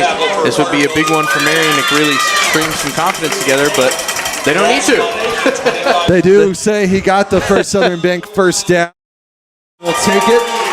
Maybe a little bit of a gift there from the line judge, but we'll take it as it's 1st and 10. Marion from the 25 now. And let's see if Marion can string something together here and get the momentum back on their side and get this home crowd back into this ball game.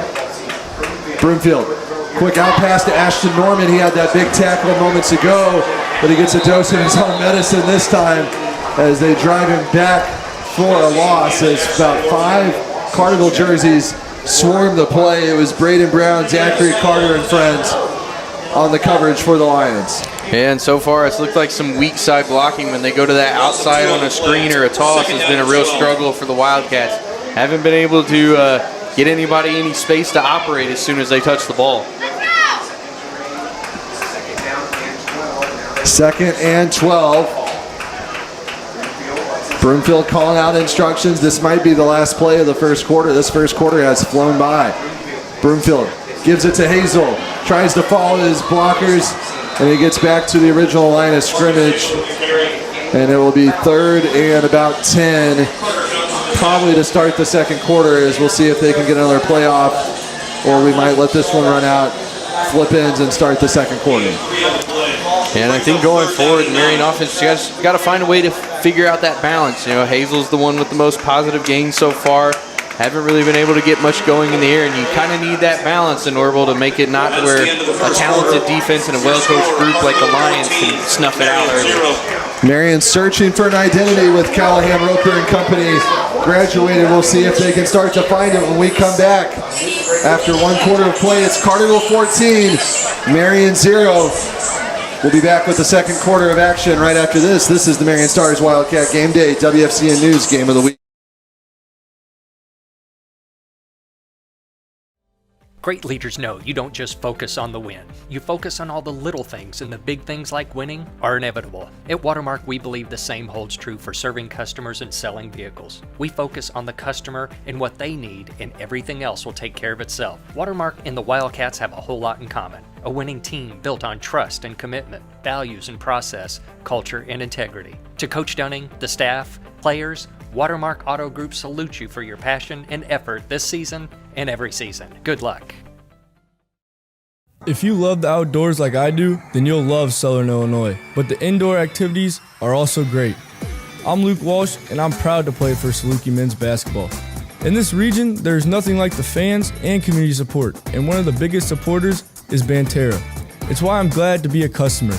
I opened my account online, and their Saluki Visa debit card supports SIU scholarships and athletics. That was an easy win for me. Banterra Bank, official partner of Saluki Athletics, member FDIC. Anderson's Furniture and Mattress knows your sleep is important.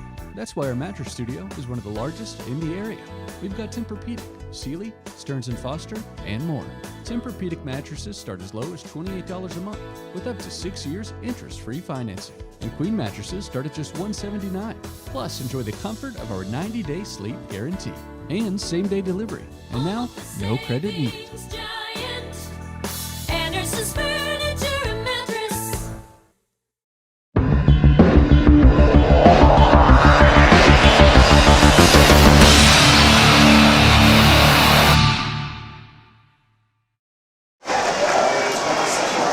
To start the second quarter, it's Marion with a 3rd and 9 that they got to execute here.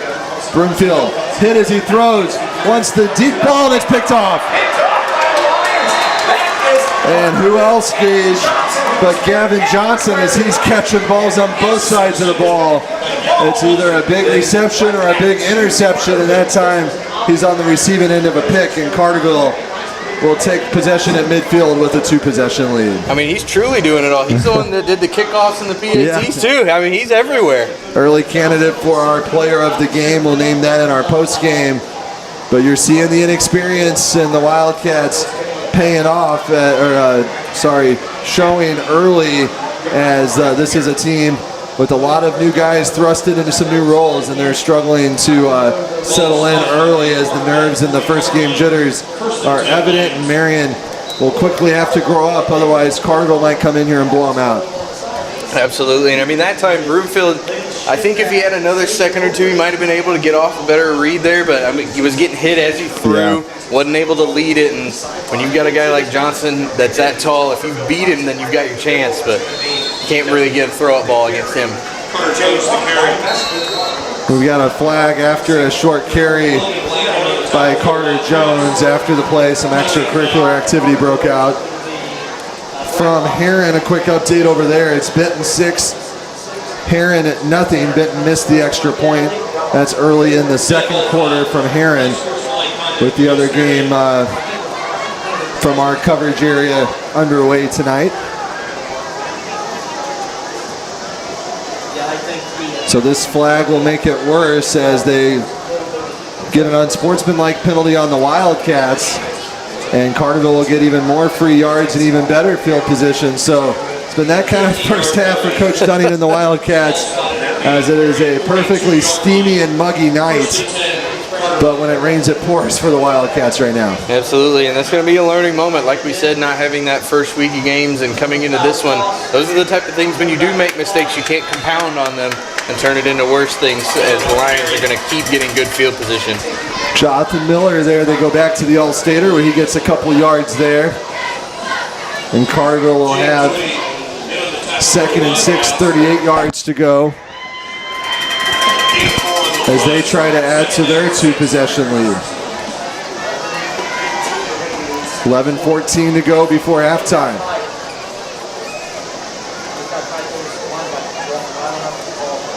Dobson wants the deep ball, and who else? Johnston. It's a jump ball and a penalty flag thrown. Coach Dunning wants it on the offense, and the two officials are going to come together and talk it over as there was contact both ways. What did you see there, Gage? I think I saw what this sideline official saw as he ran over to immediately talk to the other official. I think Johnson made the initial contact there, so that'd be a tough one if it were to go against Marion in this spot. And that one does go against the Lions, so a break there for the Wildcats and a much-needed break for the Wildcats as they will march this back 15 yards with an offensive PI. Yeah, and that ball was underthrown. You know, Johnson was trying to come back and make a play, and when he did that, just because the defender was in behind him in that route, just ran into him and made that contact unintentionally.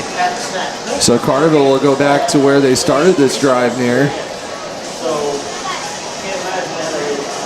Now they're on the opposite side of the 50, working from the 48-yard line.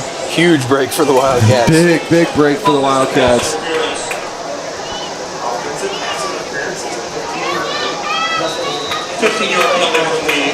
Now this is really where the Wildcats need to finish their drives. This gives them a chance to get some momentum back on their side, stop a third down conversion, and maybe work their way towards their first score of the season. If you remember on the last drive, Marion gave up a 3rd and long that allowed Carterville to score. Let's see if they can get a stop here on 3rd and 20. Dobson from under center, tight formation, out near midfield. Dobson gives to Miller, wants to get the outside, and he's forced out of bounds. Good tackle there by 34, Jackson Owen. And the Lions offensive line giving Marion everything they can handle, but a good job right there of kind of forcing them towards that sideline, making it to where Miller didn't have a lot of room to run. We've got a confusion on what down it was. The scoreboard said 2nd down, and the down marker said 3rd down. That was just 2nd down, so this is now 3rd down. So Marion will have to get the 3rd down stop here on 3rd and 19. Carterville's already converted 4 third downs so far this night, multiple leading to scores. So let's see what Marion's got here. Keep an eye on number 5 there on the bottom of your screen. And the ball comes loose. There's a sack, and there's a break for Wildcats. A much-needed break as Jaden Twitty recovers the fumble. It was 45. Caden Jacobs with the initial contact and forcing it loose. Oh, they say he was down. Yep. White hat was on it. They'll have the ball right there at the 38, but either way, a huge play. Another big tackle. Another defensive tackle of the game brought to you by American Shield Roofing, this time courtesy of 45, Caden Jacobs. Thanks to Noah Tippy and American Shield Roofing for sponsoring our tackles this season. 4th and 30 now. Carterville's going to have to punt, so the Marion defense gets the stop they've been needing all game. Here's the punt. Punted away. It'll be Owen to bring it out. That was Matt Minnis on the punt, but Marion's going to get away from it and let Carterville down it. So plenty of time here before halftime, Gage, to get some positive momentum and cut into this Carterville lead. Absolutely. Going to be on Marion play call to try and mix some things up here to make things happen. Momentum now on their side after a couple big plays, but that big hit from Jacobs on the roll out there did a nice job. There was no one there to block, and he had a free rein to make that hit. There is a flag on the play. The officials talking it over. Couldn't tell if that was before or after the punt when that flag came out.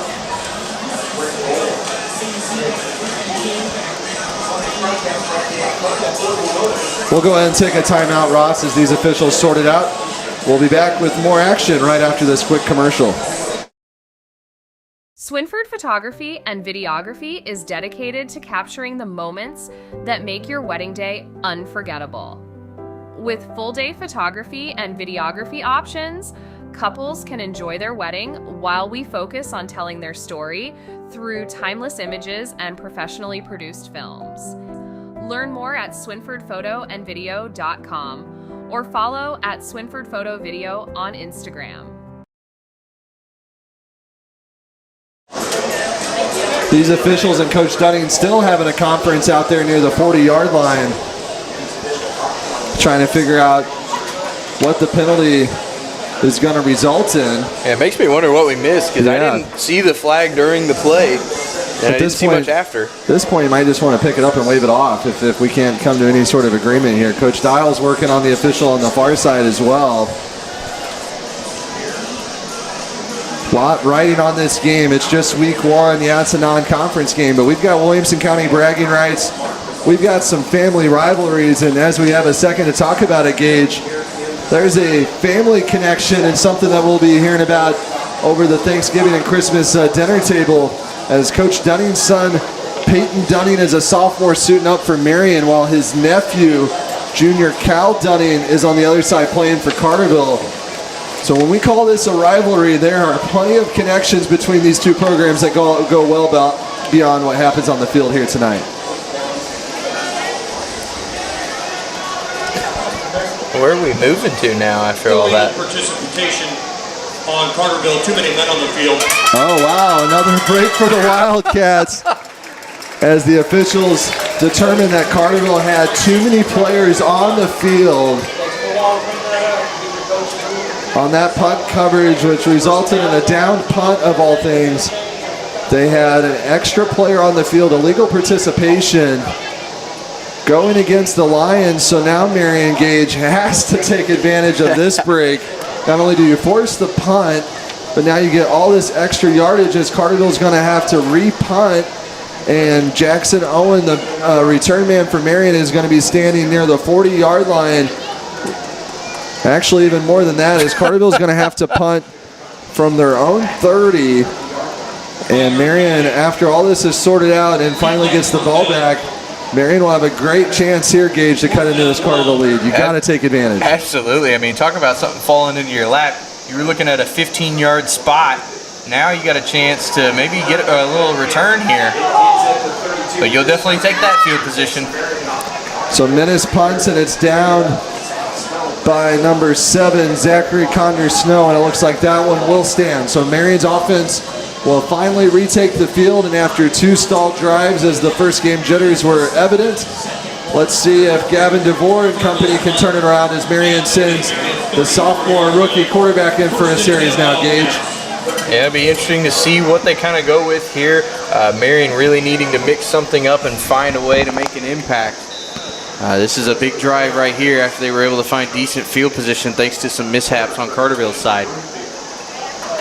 So DeVore, just a sophomore, getting his first varsity action here. 2 receivers out to the right, and the handoff. It's going to be another sophomore, and this is Vance Burford as Marion goes through the youth. Vance Burford, one of the fastest runners in Southern Illinois, with a positive run on his first varsity touch. And Marion's youth on display, a sophomore handing off to another sophomore. And a nice job of stepping up when your number is called, giving Hazel and Broomfield a break right there, makes a big play. 8 yards for Burford. If Burford can be somebody that they can count on having a little bit of a 1-2 punch, would be very nice for the Wildcats. They go back to him to try to get the first other big first down, and he does. 2 varsity carries and a first down for Vance Burford. And a couple weeks ago, all of us here at Swinford Media Group were out covering the Colt World Series. He was on the championship team, Marion team, and before the festivities started in the skill competitions, he was the fastest runner at the Colt World Series. Yeah, I mean, it's showing. He looks like a blur out there on the field right now. I mean, to have such dynamic athletes like him and Hazel is going to be huge for Marion. A hole up the middle, and Vance Burford's asserting himself with 9 yards there on first down. 3 carries and about 19 yards for Burford. And Marion's onto something on this drive as they mix it up. And kudos to Marion's coaching staff, Gage, for going to this early and not waiting. Absolutely, and it's nice to see what kind of weapons you have right away here, mixing things in. That depth, if you can rely on it, will be huge for the Wildcats. Talk about getting thrown into the fire, down 14-0 early, putting these guys right in the mix, and Burford spinning and shaking and baking, razzle and dazzling his way to another first down, and Vance Burford with back-to-back First Southern Bank first downs to get this Marion offense some sort of rhythm that they've been searching for. Absolutely, and right there showing that he's not just some speed. Nice move there, be able to shake a tackle off. Wildcats got some momentum on their side now. Under 8 minutes now in the first half. Why mix it up? Just keep going to him, and they get out to the left now behind the big blocker, Logan Black. And Burford gets 4, maybe 5 yards out to the left that time. And another 2nd and 5 here for the Wildcats. Moving downfield, and Carterville's defense now starting to get on the back of their heels as now they've got to honor this rush that Vance Burford's bringing. Absolutely, and as much as you like what you're seeing out of the backfield, you got to tip your cap to the offensive line also. Doing a nice job getting to their spots and giving them some room to run. You want to air it out right here, would you? Oh, we got a false start. Marion had some momentum there, and it's only stalled by their own false start as they got in too big of a hurry there. And everyone wasn't quite on the same page, but as I was saying, Gage, you wouldn't, after 5 or 6 rushes there, all of a sudden try to throw it with DeVore first varsity pass, would you? Yeah, I think now's your chance to do it. And if you don't, you end up going for it again on a little 3rd down action. Trying to mix it up, see what you have going on there. 2nd and 11. They go to Hazel, and he's stuffed at the line. So they mix in the senior Hazel, the leading rusher a year ago. Not much there for him. And now, like you said, Gage, 3rd and long here. Yeah, and that's no fault of Hazel. It's hard when you're running that many handoffs back to back to back. I mean, you got to have a really exceptional line to be able to do that and expect to succeed time and time again. I think we'll get to see DeVore's first pass right here. DeVore calls out the instructions. 2 receivers out to the right, 1 on the bottom of your screen. DeVore drops back, dumps it off. He's got Norman. What a play. Dump pass, and the screenplay worked beautifully. There is a flag. Might have a block in the back right there on Marion. But Norman, who's a candidate for our Hub Recreation Center player of the game, a little shook up on the play. He's made some defensive and offensive plays in this game. But a positive completion for DeVore's first varsity pass. Yep. But it's coming back. Yep, looked like holding. Yep, Levi Clark there on that back side was trying to give him some more space to run, and in doing so, clipped him up there, and now Marion's going to have to bring it back. That was a nice play, too, on a little slip screen. Still, even though it doesn't count, has to build some confidence for DeVore. Get that one kind of under your belt, and it's over with. Now you just go out and play ball. Yep. And I'd expect now, kind of moving back, you might get a chance to actually really air it out here this time, needing that big first down. 3rd and 12 from the 40. This is where Marion really misses those playmakers from a year ago. The Junius Thomas, Sam Atkins, Blake Winters crowd, but we'll see. Got a one-on-one matchup on this left sideline. See if someone else can step up here. 3rd and 12, they dump it off again. It's Perdaman. Can't make a defender miss. And he's brought down with a big tackle, bringing the heat there. Jeremiah Bouchard. Jeremiah Bouchard, 6'1", 235, right there in the grill of Perdaman. Right back behind the original line of scrimmage. He did everything he could to try to create some space there, but man, was he met by a wall. Timeout, Marion. Marion's going to have to use a timeout as this once promising drive that started with great field position is stalled. We'll see if Marion can call something up here with the timeout. We'll be back with the rest of this second quarter right after this.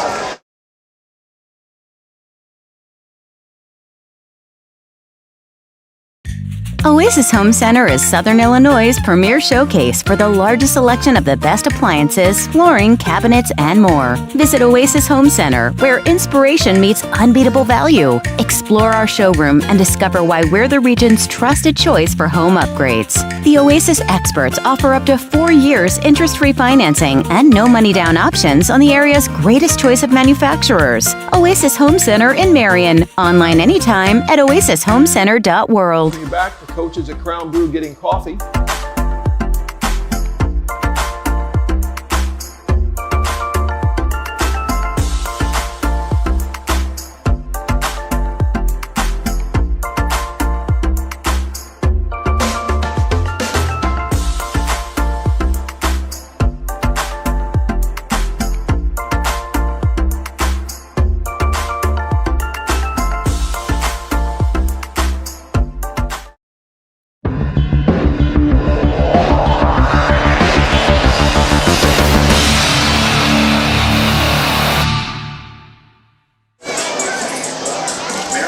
Marion used its first timeout of the season there to dial up something for this 4th and 12 from the Carterville 40, trailing 14-0. Marion will get the ball to start the second half. Do keep that in mind. But really feels like, Gage, you got to get some positive momentum heading into the half. Absolutely. Nice to see a big gain right here. DeVore under pressure, spins out, steps up, across the middle, picked off. Another interception, Marion's second interception of the night. Burford with the tackle. But Zachary Condor-Snow with Carterville's second pick of the night. And the timeout does not pay off as Marion turns the ball over for the second time tonight and is still scoreless. And About DeVore, 17 minutes into this game. Sorry, Gage. Oh, you're good. DeVore, you did a good job of getting back off to that other side. I think once he got loose, didn't realize just how much time he had, kind of rushed it a bit and threw back across his body, and that's one of the unwritten rules you don't do as a quarterback. So Carterville with a chance to add to its lead before the half. Marion's defense now, Gage. Main objective, you got to keep it at a 2-possession game. With Marion getting the ball to start that second half, you got to keep it a manageable striking distance. Absolutely, and you love that you had more time of possession there for Marion, but as this game progresses, seeing that more and more without a score makes it a lot harder for you to mount a comeback if you can't string together big plays. Miller shaking and baking and breaking tackles up to midfield. About 17 yards for Jonathan Miller on first down. And he's a guy, Gage, if he wants to do that, will probably play at the next level. Oh, yeah. I mean, you can see it in the way that he moves, his footwork when he's going to make a move on a defender. Got that natural athleticism, and that right there showed some strength with a little Madden truck stick. 6 foot 195, senior running back for a big senior season, leading this Lions team that was 10-1 a year ago. Under 5 minutes to play now in the first half. Carterville bunched up over here on this right side at the bottom of your screen. They go back to Miller, and why not? Big hole for him across the middle. Still on his feet, going to the 40 into Marion territory. And Johnny Miller, a one-man wrecking show on this drive so far. Back-to-back for Southern Bank first down carries for the Carterville senior. And I'd imagine we're going to see him continue to get the ball, knowing how Carterville likes to manage the clock here. Until Marion gets a stop, he's going to get those touches as they either get a score or try to wind things down. Absolutely. 1st and 10 Lions from the 40. 4:40 to go here in the second quarter. Dobson keeps it himself on the quarterback draw play. And he's wrapped up by Ashton Norman, joined by 23, Jaden Twitty, the leading tackler that's back from a year ago. So Carterville tried to catch Marion off guard with the quarterback keeper. 2-yard pickup for the Lions. Yeah, I mean, look at this right here. This is them using that clock time. You got 40 seconds on the play clock. Quarterback runs all the way to the sideline, get the play call here, tie his shoe, take a little trip. So Carterville getting everything they want right now in total control of this ball game. Carterville trying to make it back-to-back wins over their Williamson County rivals. A year ago at Lions Field, now trying to come in here into Wildcat territory and get their second straight win. 2nd and 8. They give to Miller. Patiently waited for something to open up and found a little bit of room across the middle. And I wouldn't be shocked to see a little play action here, maybe make a throw to the sideline if you're Carterville, knowing that sitting at a 3rd and 4, if you got the 4th down, you could try to go for it with Miller and extend their series. They do have a kicking game. We've seen some good-looking point-after attempts, too, so have to wonder when they would be in field goal territory if this drive continues.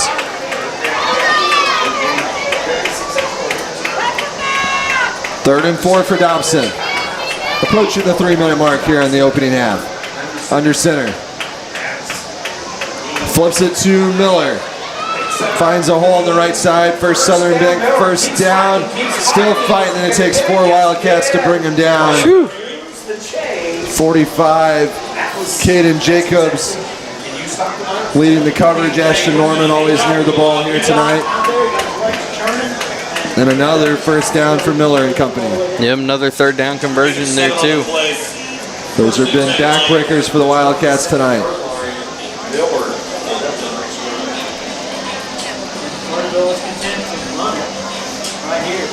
Under 3 minutes now. Ball on the 27 for the Lions, taking their time, driving towards the Maniacs, who are silenced in their neon down on that opposite end zone. They go now to 6. That's Cal Dunning, Coach Dunning's nephew, getting a ball carry. 6 yards there for Cal Dunning. Yeah, nice carry. Found a seam towards that outside. Was able to extend a couple yard run into a 6-yard gain. 2nd and 4 from the 21. No 2-minute warning in high school football, so we're now under 2 minutes. Not much there for the Lions on 2nd down. Yeah, it's still successful as the clock runs. Absolutely. This is everything we expected from the Lions. Had about 6 minutes when they got the ball in this drive, or just under 6, and they've taken and whittled that time down to where it's going to give Marion maybe a couple plays if they get the ball back. Carter Jones picked up 2. It's 3rd and 2 from inside the 20 now. Here's Miller. This time Marion pushes him back. Number 1, Evan Masterson. 34, Jackson Owen on the coverage, but he did pick up the first Southern Bank first down, and now Carterville will use a timeout to stop the clock, as now they're thinking score, as they have got to the 15 with 1:21 to go. And now Carterville can have their hurry-up offense try to cap off this drive and go in the locker room feeling pretty good, up 3 possessions potentially. Absolutely. This would be a big time for Marion to try to get a stop. See if you can slow things down and try to get some momentum back on your side. They've had some shining moments throughout the night, but have had little blunders that have come back to bite them here and there. So big series right here if you can keep Carterville out of the end zone. This would be a good time to force a turnover. We'll find out after this timeout. This is the Marion Star and WFCN News Game of the Week. Ordinary, that's everywhere else. This is Thrill House. 100,000 square feet where adrenaline rules. Multi-level go-kart, spark bowling, laser tag, lucky putt, axe throwing, more than 100 arcade games. Great food, cold drinks, 0 excuses to stay home. Some places help you kill time. Thrill House steals your breath. So stop scrolling, start living. Find your wild side at Thrill House inside the Oasis in Marion.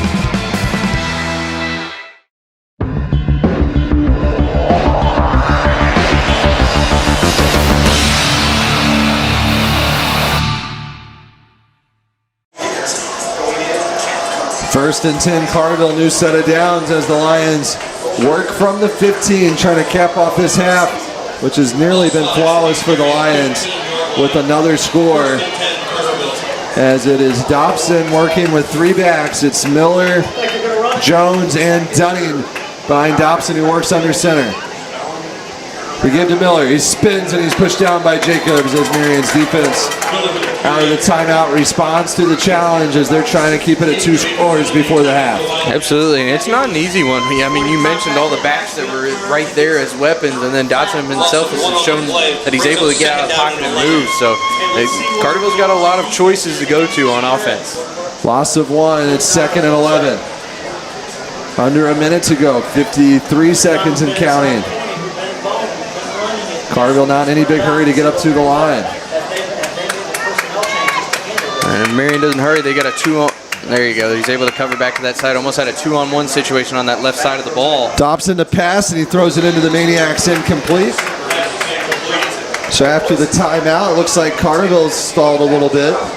One of very few incompletions there on the night. Yeah, they haven't thrown it a lot, but when they have, it's been for big completions. So now a big 3rd down in this game, Gage, as Marion would feel it's a moral victory of its own if they can go into the half just down 2 scores as bad as they played. Absolutely. This would be a huge stop, just knowing that the 3rd down conversions have been a problem so far in this game. Get this, build that confidence on the defensive side. That way the offense can carry it along.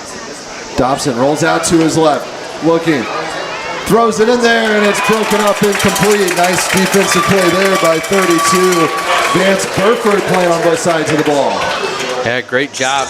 Honestly, thought Dodson could have kept it himself and take off there. Almost I was had a watching good that dime, though, too. I mean, he fit that pass through there to just hit the hands of his receiver. He could have scrambled for maybe 5 to 10 yards there and got out of bounds, but took the chance, didn't work out. Now it's 4th and 11, 30 seconds to go. This stop would be huge for this Marion defense. I think we're going to see another pass play right here. Marion fans coming alive below us here at Wildcat Stadium. Setting up for the kick. Oh, they're sending the kicking unit out as it's number 5, Gavin Johnston, to attempt a 31-yard field goal, and Coach Dunning's going to have to call a timeout to make sure his defense. They want to go with a fake or anything, would they, Gage? I wouldn't think so, but you never know. First game of the season might be the time to catch your opponent off guard, so be interesting to see. If anything, I thought Johnston was going to be out at wideout ready to catch, and then he took a couple steps back. So you don't take these timeouts, can't bring them back after halftime, so use them or lose them. A good decision to use one there for Dunning.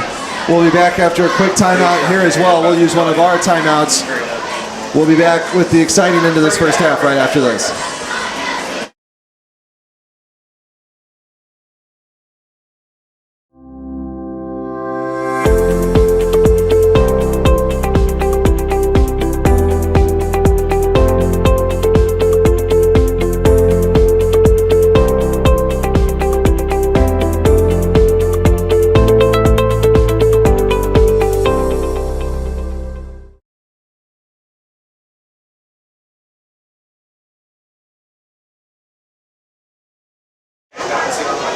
So officially a 33-yard field goal attempt coming here from Gavin Johnson. It'll be Dobson to hold. Marion crowd bringing the noise. The kick is up, and it is no good, wide left. And so Marion's defense holds it at a 2-possession game. And Marion will have 26 seconds left to take a shot at it if they want, or we might see him, Gage, just go ahead and take a knee. Yeah, that's huge. You don't want to make a mistake here and try to go for a big play and it backfire right here. So got to be smart if you're Marion. You got the big stop that you needed. Johnson had the just enough air under it, but just didn't have the aim. So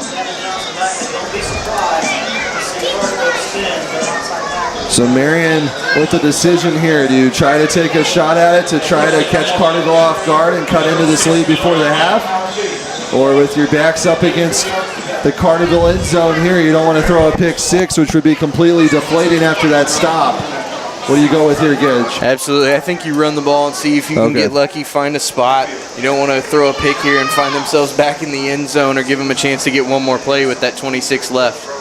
The quick out pass, it's Broomfield back at quarterback, and he connects with Jules Elliott for a short gain. Marion does have one more timeout if they want to use it, and they will. And not a bad idea right there. Found something up the middle, was able to make a considerable gain right there. That's a nice play that they now have under their belt, something they can go to throughout this game.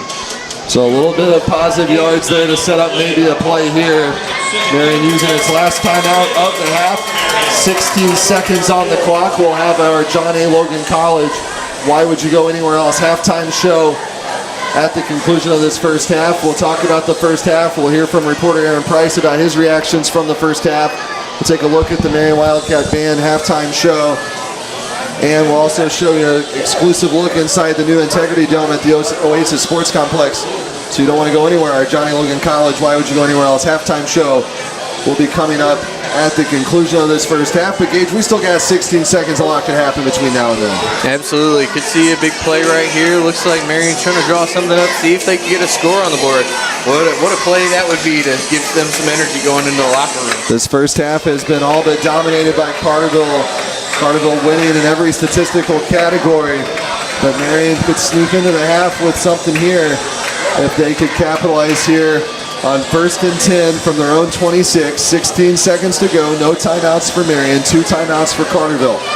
Broomfield back at quarterback. Hazel stands to his right. 3 receivers out to the right. 1 receiver out to the left in single coverage. Broomfield claps his hands. Looking. steps up under pressure. He's just going to take the sack, and that might do it for the first half.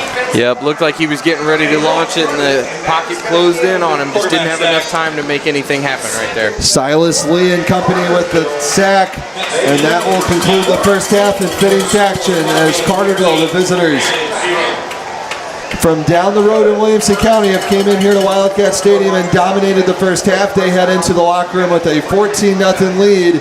Still plenty of time for the Wildcats. A year ago at Carterville, they were down 2 possessions and made it a game. Same sort of challenge for the Wildcats here tonight in 2026. We'll talk about it. We'll recap the first half. We'll bring you some stats by Kemper CPA Group. We'll see the Marion Wildcat Band in action for the first time this season. And we'll show you an exclusive look inside the Integrity Dome with our John A. Logan College. Why would you go anywhere else? Halftime show after this short break. This is the Marion Stars Wildcat Game Day. Also doubling as the WFCN News Southern Illinois High School Football Game of the Week. Brought to you by Watermark Auto Group, the Illinois National Guard, Anderson's Furniture, American Shield Roofing, John A. Logan College, Oasis Family of Businesses, House to Home Realty, and all of our other fine sponsors. Stay with us here live from Wildcat Stadium.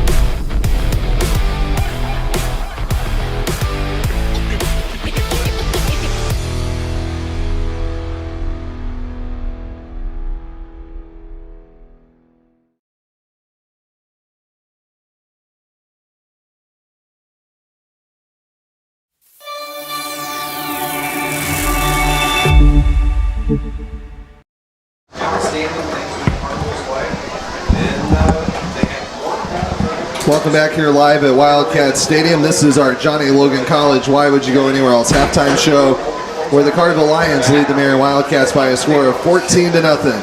We're now going to send it down to the field for our first look at the Marching Wildcat Band's field performance show for this 2026 school year. After we'll look at their performance, we'll go into the stats brought to you by Kemper CPA Group LLP and recap the first half. Then we'll also have an exclusive look into the Oasis Integrity Dome. So don't go anywhere. This is our John A. Logan College Why Would You Go Anywhere Else halftime show. Don't you go anywhere.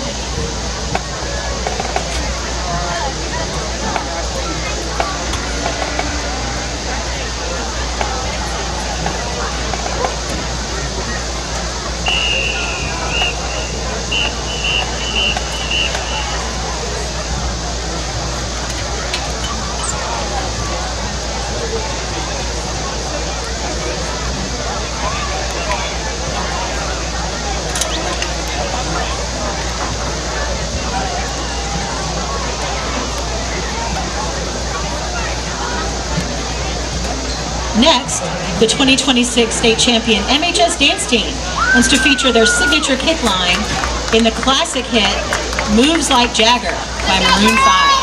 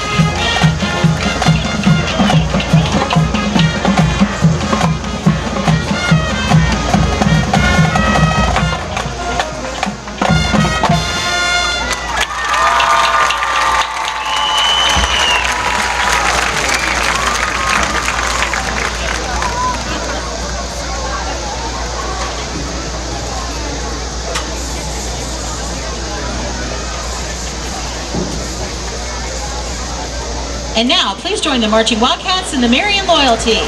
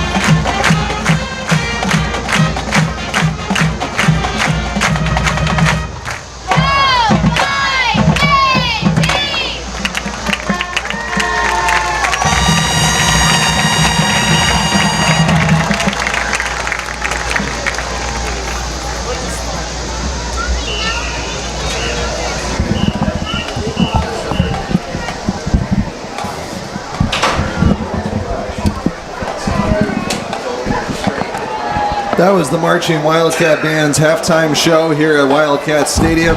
Nice round of applause for the Marching Wildcats as they go off the field. We'll see much more of them as the season goes along. As gauge the beauty of this year's schedule, Marion does have 5 home games this season, so we'll be at home more times than not, and we'll get to see plenty of that Marching Wildcat Band. And if early indications are any sign, they've got another talented group again this season. Absolutely. It'll be fun to watch them as they go throughout. And then just for Marion football tonight, getting this home game under the belt, it'll be nice to get some more, hopefully some of those, first game jitters kind of shaken out here after that first half. Yeah, we did start a week early. It's something I wanted to talk about in the pregame show, but we didn't have time. The IHSA went to an earlier season schedule this year where they moved everything up a week. So last week was supposed to be the Blue Gold game. This is the week that the Blue Gold game normally would have been, Gage. And so you can kind of see, some differences in the preparedness and the amount of prep time that they had. But nonetheless, this is the schedule you're dealt. You just got to go, and so far it looks like Carterville is ready to play tonight if the first half was any indication. Yeah, and I mean, no matter how many times you try to practice out in this heat too, it doesn't get any easier. So having that start, I'm sure, is wearing a bit on them, but hopefully now they've had some time to recoup, to get some fresh air and whatnot. Now it's kind of cooling off, so Marion's going to need to see if they can pull some magic back from last year to see if they can mount a comeback here. Yeah, players are now required to complete 12 days of on-field practice before playing a game. So the old week 0 scrimmage, last year we were at Harrisburg. A couple of years ago, Carterville was here for one of those week 0 scrimmages.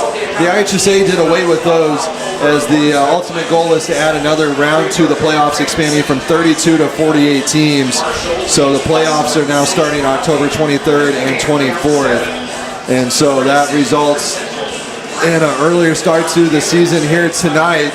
But Gage, as they say, as often as you try to, as many times as you try to simulate the game action, as many times as you try to have one of those scrimmages, nothing really truly replicates Friday Night Lights until you just get out there and go play. And for this inexperienced Marion group of so many sophomores playing key roles, that first half of their varsity careers is behind them. Now you can kind of settle in and look for Marion to maybe come out with maybe a little bit more calmness to the way they play and some of those mistakes and jitters behind them after that first half. Absolutely. They were able to string some big plays throughout the game, just had little blunders that kind of chipped away at their progress throughout the half. And knowing that Carterville made some mistakes themselves, it's on Marion to try to capitalize on those and really, I think, focus on getting third down stops in this half. Let's go inside the numbers, brought to you by Kemper CPA Group, LLP. Once again, our official stats sponsor all season long here on Wildcat Gameday and WFCN News. Lots of stats favor the Carterville Lions. I think the paper's going to show you, Gage. Absolutely, and the guy that we've been talking about most of the night in Johnston for Carterville, had that big 40-yard catch, was the first big gain of the night. It was a third down conversion, led to that 5-yard touchdown for Jones. And then Johnston had another big third down catch later, also coming up with a pick. So he's making plays happen on both sides of the ball despite missing the only field goal kick of the half there for Carterville. Some big plays on both sides, whether it's offensive or defensive. It was Miller who also had the 9-yard run scoring for Carterville to make it 14-0 for them. But it's been most of the highlights for Marion, I would say, have been defensively, while they're struggling to just find a rhythm on the other side of the ball, as Jacobs has picked up right where he left off last year and made some big sacks and had a lot of tackles for loss already. Jacobs and Ashton Norman, who had that American Shield big tackle of the game early. Those two guys, if anyone did stand out for the Wildcats, it was maybe them. And that last defensive stand where they forced Carterville into the missed field goal and got the ball back. Anything like that you can kind of find and make a positive and build off of it to start this second half. If you're Coach Dunning and the staff at halftime, you got to talk about it. And as I said, a year ago, Gage, this went down to a one-possession game. Carterville, dominated at parts. It was a one-point game, really, a year ago.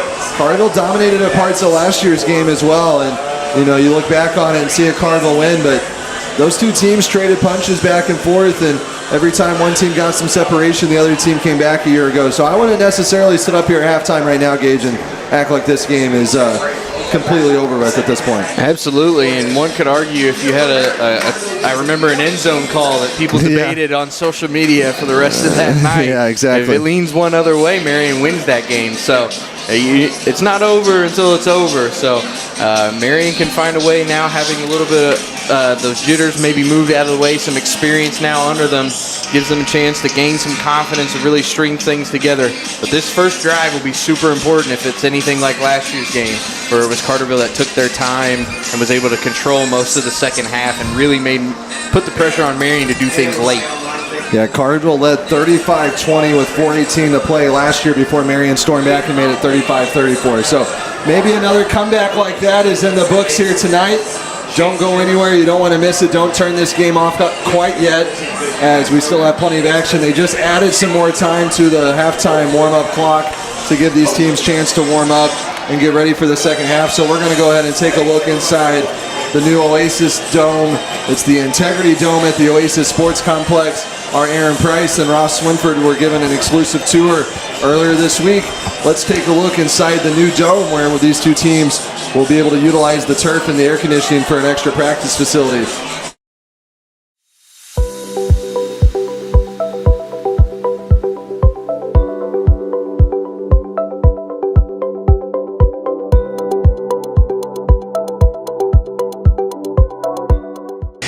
with Kristen Drage, one of the general managers here at the Oasis Sports Complex in Marion, inside a place that many of you might have not gotten a chance to see yet. This is the Integrity Dome here at the Oasis Sports Complex in Marion. And Kristen, tell us a little bit about this new venue. It's the only indoor venue such as this in Southern Illinois. Correct. So this is an indoor climate-controlled facility, multi-purpose. So we have baseball, softball fields, football, soccer, volleyball, basketball can be played year-round here. So it can be a great community event for everyone to come in year-long around and enjoy.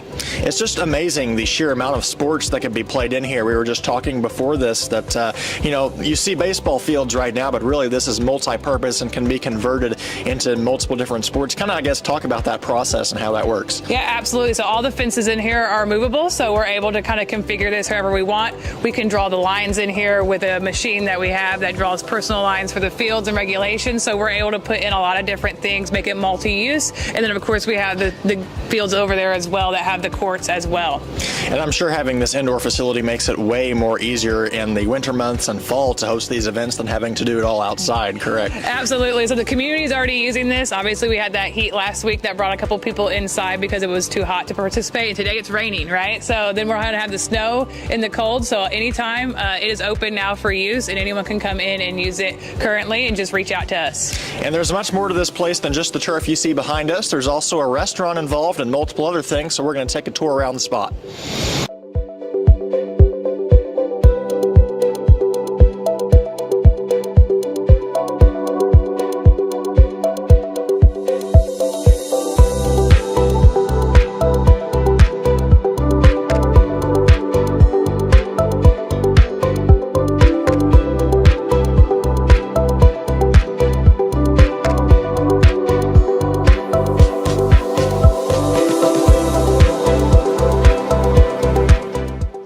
Made our way to the Integrity Sport Court inside of the Integrity Dome. And Kristen, we mentioned the various other sports. What kind of sports will be played here? Yeah, so as you see, this can be for volleyball.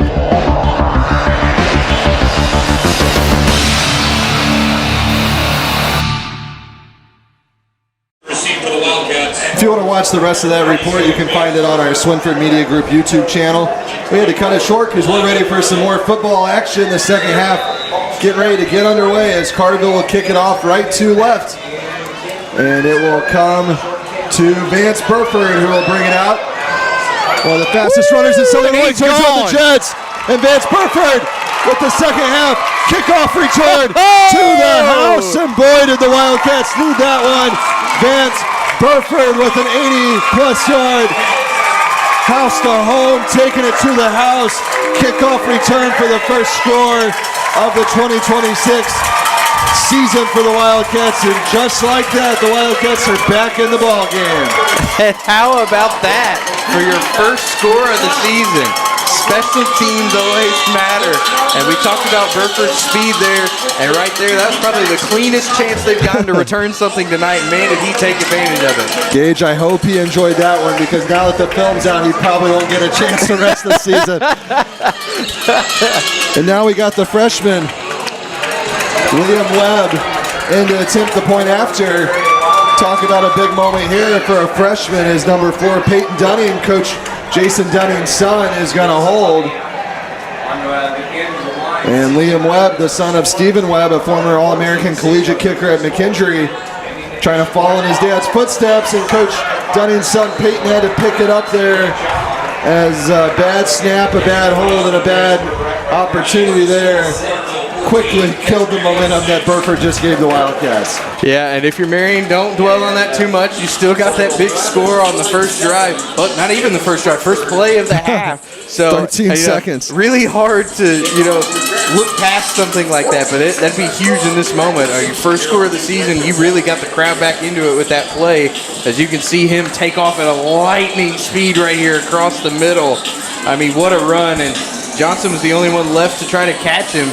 Nearly did, but man, what a play coming out of the locker room for the Wildcats. Gage, just 2 days ago, Marion High School Athletics posted Wildcat sophomore Vance Burford, the first person to run over 22 miles an hour on the 10-yard fly with a .92 on his second run. He ran .94 on his first run, which was 21.76 miles per hour. So faster than the speed zone limit outside the school for a school zone. You got to go 20. He would get pulled over if he was running that fast out here in front of Marion High School. Breakaway speed for sure. So all of a sudden, we've got a one-possession game just like that. And welcome to varsity football, Vance Burford. But, Gage, I hate to be this guy, but a year ago we had a one-point game. So we'll see if that missed point after looms large down the stretch. And now it's the Wildcat defense's turn to take what Burford started there and carry over that momentum. Absolutely. This is the biggest drive of the game for the defense that has struggled to finish drives. So here is that perfect chance to make that happen and really swing the things your way to start this second half. So Webb, who didn't get a chance at the point after because of the bad snap, does successfully kick it away. And it will be brought out by Carterville's. Oh, and the helmet comes off, and the Wildcats got some new life about him as Hudson Bishing tried to channel his inner Vance Burford and could not. And Marion's defense and all of their body language, Gage, looks a lot different after that big kickoff return. Absolutely, and it's got to be the loudest the crowd has been all night on these back-to-back plays. You're right where you want to be right now if you're Marion. Now you got to take a hold of that momentum and really make something happen with it. Just 19 seconds into this third quarter, already a lot of action here in the second half. Gage, at halftime, a good friend of ours, John Wofford, the PA announcer here at Wildcat Stadium, came over to visit with us during the Wildcat Band's performance, and he shared with us that his player to watch heading into the season was Vance Burford. Yeah, I mean, when you got speed like that, if you can create even a slight gap, he's going to find it, and he showed right there with that big kickoff return. So now the defense tries to keep it at an 8-point game, 14-6 on our Watermark Auto Group scoreboard. There's Dotson with a burst of speed of his own right up the middle on the quarterback keeper. He had a nice first half. We saw him make plays with his legs and his arm. Yeah, and you know, we mentioned Burford too, like that speed that he has. Hazel's fast as well, but he's also a bit of a stronger back in terms of he got that stocky build. So it'll be nice if they can make that a 1-2 punch that can really make some dynamic play calls for the Wildcats. Little thunder and lightning action out of the Wildcat backfield possibly. 2nd and 2 from the 28 now. Carterville with the tight formation. This is a year ago when they really started milking the clock. Here's Miller. Not much running room for him there. Still on his feet, and they finally wrap him up, and the ball comes loose. Marion thinks they have it. That ball came out really late. That might be a tough one. Marion's sideline was hoping that Marion came away with it, but it's going to be hard to take it out of Miller's hands.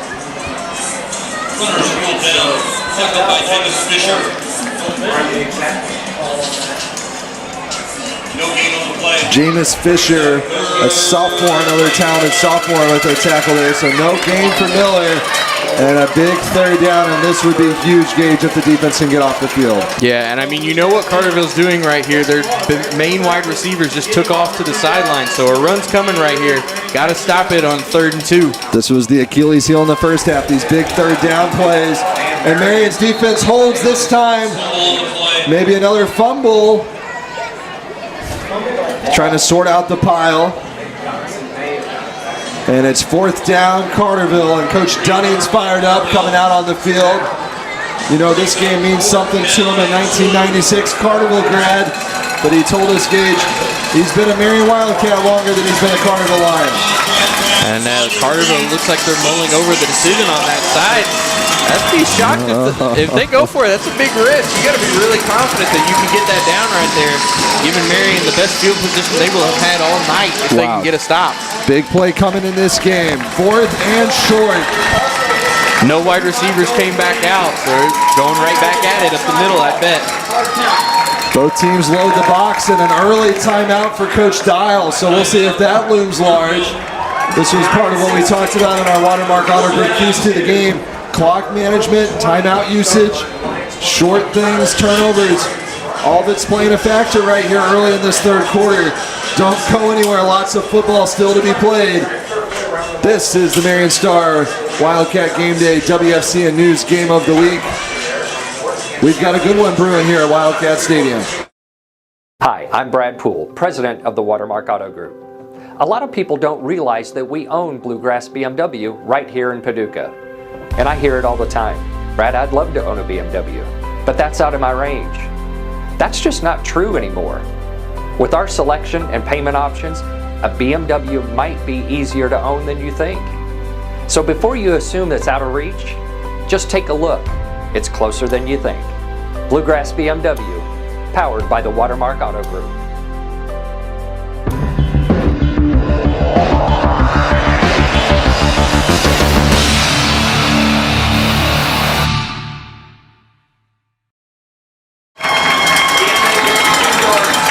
Everyone here at Wildcat Stadium coming alive on both sidelines for a big 4th and 2.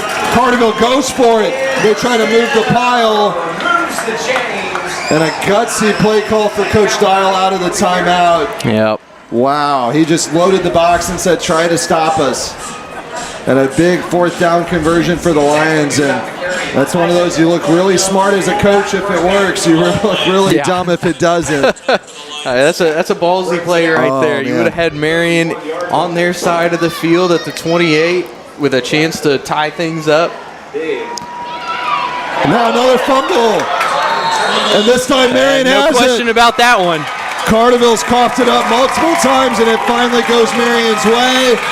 And after a big 4th down conversion, it's the next play that bites Carterville in the butt, Gage. And man, what a huge play all night. We've been saying Marion needs a big play defensively.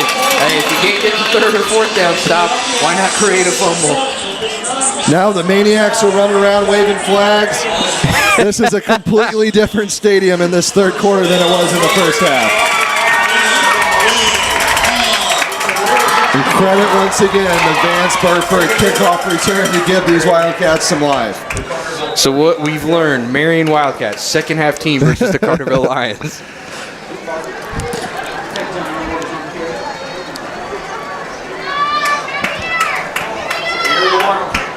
Marion with the ball, 8:55 to go. Now from the Carterville 35, it's Broomfield.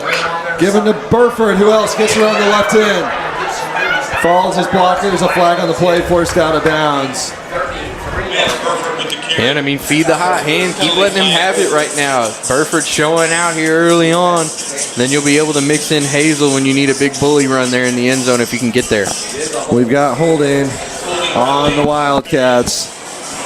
And this is when those penalties and shooting yourself in the foot really start to creep in and bite you in the butt, Gage, as little things and what has tightened up and all of a sudden turned into a good ball game really starts to play a factor. You don't want to move backwards with penalties after you get such good field position. Absolutely, and with how well Carterville knows how to manage clock on the offensive side of things, you don't want to give them many chances to really make you take a back seat and lose that momentum that you've gained here early on. 8:48 to go here in the 3rd quarter. Still lots of football remaining. But what was really a one-sided game in the 1st half is really flipped into a battle here in the 2nd half. They go to Hazel. Breaks one tackle. Moving the pile. Pushing his way forward near a first down. And Marcus Hazel, the senior, looking for his big moment to start his senior season. Gets one there with a positive run on 1st and 18 from the 43. 9-yard pickup makes it a more manageable 2nd and 9. And that's what Marion has to do this year, Gage, without the big passing game of a year ago.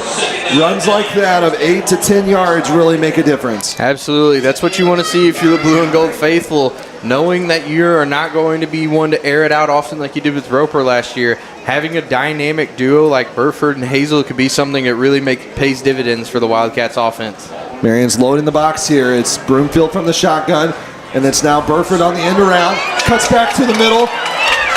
Gets the first Southern Bank first down and pushes near the 25-yard line under 8 minutes to go here in the 3rd. And all of a sudden, Gage, that momentum meter, which is so huge in high school football, is favoring the Wildcats. Absolutely. And I like on that play, too, seeing Hazel being the blocker for Burford there, too. Creating some of that early chemistry between the two. 3rd down and 2. 3rd and 2, so they say he did not get the first down. He was stopped shy of forward progress, just shy of that first down marker. So a 3rd and 2. Wouldn't be shocked after those handoffs that we see a Broomfield keeper right up the middle right here. from the 27. Man goes in motion. They go to Hazel, trying to break tackles and get that first down. And a nice veteran run there from the senior, just to know where he had to get for that first down marker and stay on his feet long enough to fall forward and pick it up. There we go. What a huge play. Looked like he was going to be down just shy, was able to shake loose and find that first down.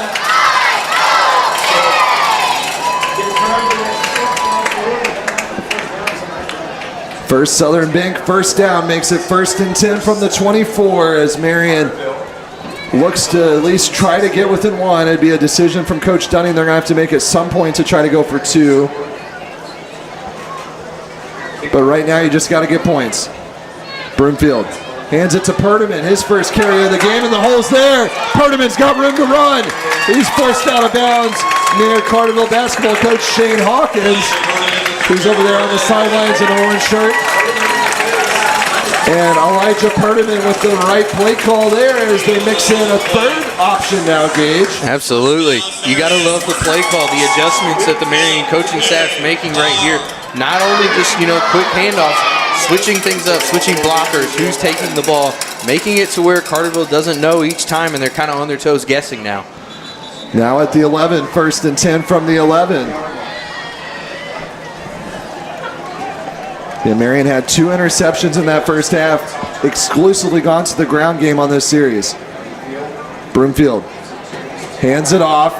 Now it's Twitty, Jaden Twitty with the touchdown to the house to home Realty, taking it to the house.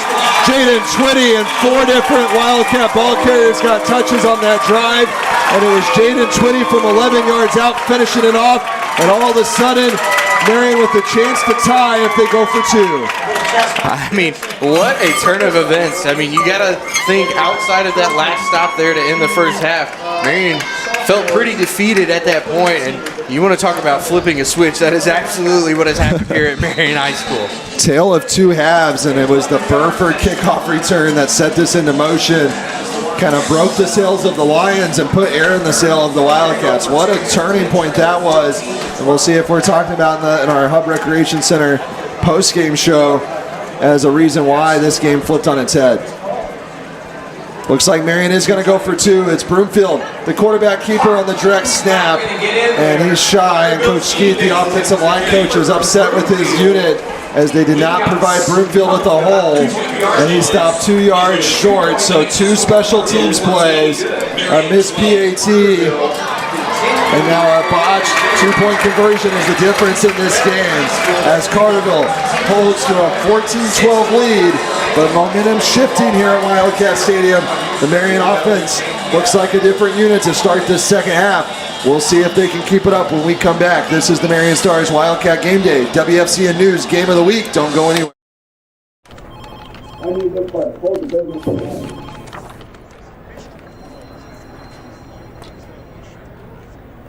It's never too late to rewrite your story.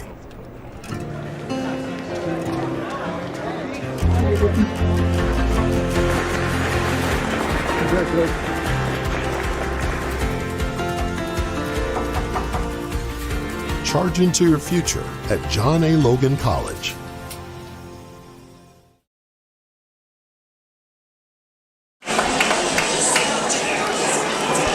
Liam Webb will do the kicking here as he will kick left to right.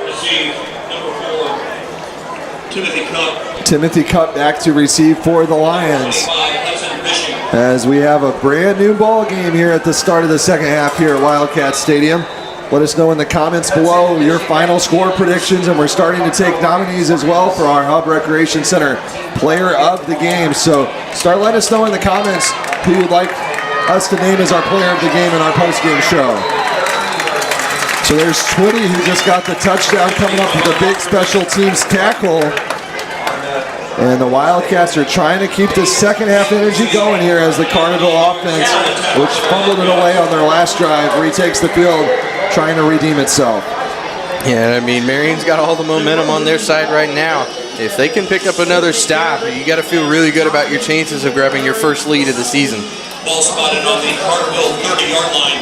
First and 10 Lions. So the Lions will start at the 30. We'll see what adjustments they've made, as their offense did not look like the same high-powered unit there on that last drive, as Marion's defense outside of the fourth down conversion that Carterville picked up really did a much better job keeping Carterville in check. So some adjustments on Marion's side of the ball. Now it's up to Carterville to make the counter adjustment. They go to Miller, no surprise there as he gets room out to the right and breaks a tackle across the first down marker. A first Southern Bank first down for Johnny Miller. And he's fired up and proud of himself after that one. So gain of 13 out to the 43-yard line. They give him the 44, so gain of 14. First and 10 Lions.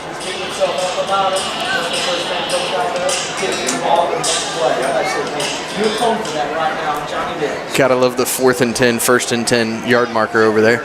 Yeah, they're having a hard time keeping up. It's their first game too, though. Here's the keeper for Dodson. And he's wrapped up right at midfield on that gold Marion M on the green turf here at Wildcat Stadium. A little extra shove there by Dodson afterwards. It's starting to get a little chippy out there. Evan Masterson in on the coverage for the Cats, number 1 in the blue and gold. 7-yard pickup, 2nd and 3. The ball spotted right at the point of that Marion M there at midfield. We got a receiver out to the far side, 2 here on the bottom of your screen. Dodson from the shotgun, looks to pass, rifles it out to the outside, and that's his favorite target, who's been a thorn in the Wildcat side on both sides of the ball. Gavin Johnston, another big reception. He's a candidate for the player of the game from Carterville. And this looks more like the Carterville offense we saw in the first half, Gage. Yeah, and it's a tough spot, especially when they get the run game going, to have Johnston in a one-on-one situation where a lot of times he has that height advantage if he's not open with that speed that he's utilized so far in this game as well. First and 10 from the 33. Carterville trying to get some momentum back on inside. Dodson gives to Miller. Tries to get out to the left, and a tackle there. After about 5 yards, it's Masterson again, number 1 for the Wildcats. He's been busy. Yeah, put his body on the line for that point. Took the hit. He'll get rewarded with the tackle, but man, got to give it up for him to do that. There is a flag on the play, though, and this one's coming back. So Carterville shooting itself in the foot there with the penalty, and this is something that could start to play a factor down the stretch. Whoever can execute the most and not make mistakes might get out of here with a win. Absolutely, and almost even more important, I think, is taking advantage of those mistakes that are happening. You know, right here, they're almost back to midfield. You're looking in a pretty good spot if you can stop a couple of short runs here. First and 20. They go to Miller to try to get some yards back, and he's tripped up about 3 yards maybe. Jaden Twitty, who's been busy tonight, just had a touchdown moments ago. Early candidate for our Hub Recreation Center player of the game. Still taking nominees down in the comments below. They gave him 2 yards. 2nd down and 16. 4:15 to go here in the third quarter. Marion trails by 2, 14-12 on our Watermark scoreboard. Dodson to pass, and who else? Johnson on that far sideline. Gage, he's open every time. Yeah, and Marion playing off coverage on him. I mean, right there, all he really had to do was just turn and catch. I don't really understand what the assignment is going on there, but I would like to think you don't want to get burned, but you also don't want to give him a chance to go make a play either. He had an interception in this game as well. He's made some big catches. And now a 3rd and 3 for Carterville from the 26. 4 minutes to go in the third. This would be a huge down. I'd imagine they'd still probably go for it on 4th, but this would be huge if you can take advantage of those miscues, not let them claw back. Dodson on the keeper. Tries to make a play with his legs, and he does. He's got room out to the outside. Now he's got his eyes on the end zone. And a 26-yard quarterback keeper for the first-year starter, Jack Dodson, 5'9", 155 pounds, taking it to the house, courtesy of House to Home Realty in Marion, serving all of Southern Illinois And that was a house call for the first-year starter. Coach Dial told us in our pregame interview with Aaron Price that he won the quarterback battle over the summer, replacing an all-stater. But boy, does he look like an experienced vet when he makes plays like that. And that's a tough break, too, right there. You know, you had the chance moving them almost all the way back to the 50 and just wasn't able to convert. And now you're looking at a spot where if they convert the extra point, now you can't tie that up with a touchdown and a 2-point conversion. Yeah, that's a good point. It's an 8-point lead, and a successful extra point here would make it 9, and those missed special teams plays by the Wildcats will loom large. Whew. As they indeed do hit it. So 21-12, Carterville up 9, 2 possessions officially now, as they've only scored 3 touchdowns to Marion's 2, but the extra points and special teams, the difference right now is Carterville gets their first score of the second half on a quarterback keeper from 26 yards to answer back. Marion will try to keep their momentum rolling when we have the kick coming up. Can Vance Burford strike again? Find out when we come back. This is the Marion Stars Wildcat Game Day WFCN News Game of the Week. Oasis Power Sports is America's largest power sports dealership right here in Marion, Illinois. Step into 5 acres of ATVs, side-by-sides, motorcycles, personal watercraft, all under one roof. Built to work, built to rip, built for whatever you're into. Shop the biggest brands, the baddest selection, in stock and price to move. Tear it up at Thrill House. Go-karts, amazing food and drink steps away. Explore the incredible Oasis Power Sports at the Oasis in Marion, Illinois.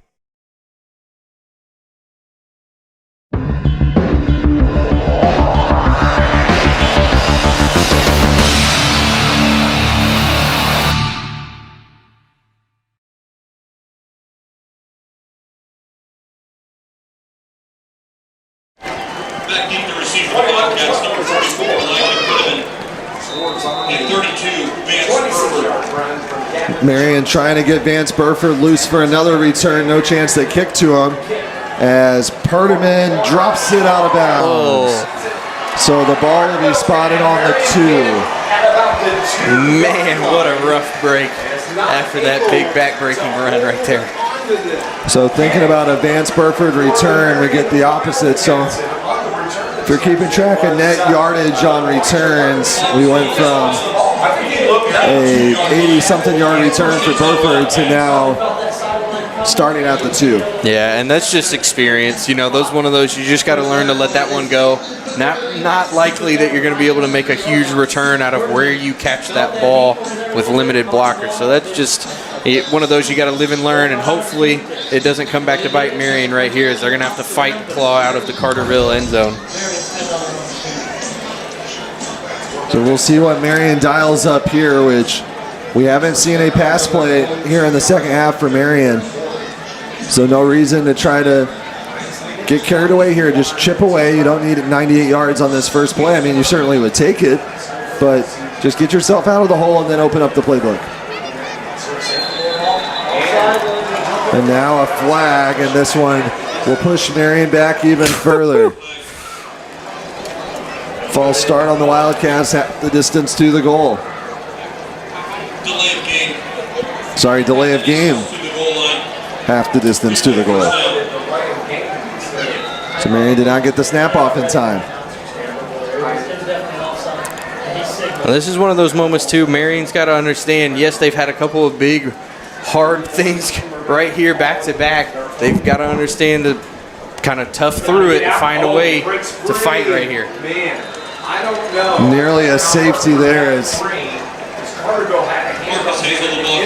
Hazel was in jeopardy of being tackled in the end zone, and that would have been a backbreaker, but he somehow got back across the goal line there and got tackled on the opposite side of the end zone. But now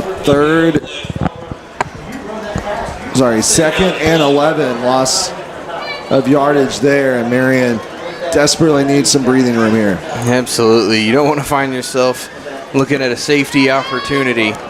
Marion's done a really good job so far here in this second half, but some struggling plays right here. This feels much more like the first half all of a sudden. Oh, he's open. He's going to air it out and just through the hands of Perdaman. That was the right read. And man, if he'd have caught that ball, he had a room to run right there. Marion still looking for its first big pass plan. It's taking some adjusting here, Gage, to get used to it for our eyes, because with Roper and company the last 3 years, that was Marion's calling card. Absolutely. And it's nice to know that you have that there now. A matter right there, if he can kind of get it to where Perdaman doesn't have to turn his body as much, that you could be looking at a touchdown right there. So we'll see what they dial up here as it's 3rd and long as Broomfield stands 5 yards into the end zone. From the shotgun. Tries to go to the hard count to get Carterville to jump off sides, but they do not. That would have given Marion some free yards. But Carterville is disciplined. Now Broomfield looks to pass. Standing in the end zone. Oh, and just barely broken up by number 7. And that looked like flags. Looks like Condor Snow, number 7 for the Lions, got his hand up at just the right time. Pass intended for Jackson Owen, but there is, yes, a flag on the play. Looks like holding, but I can't see on who. Now it's on Marion. So Marion, another penalty will push them back even more. I think they're going to decline it just to make it 4th. Gotcha. Yeah, so 4th and 11 instead of replaying the down. It wasn't going to make much of a difference, half the distance to the goal at this point.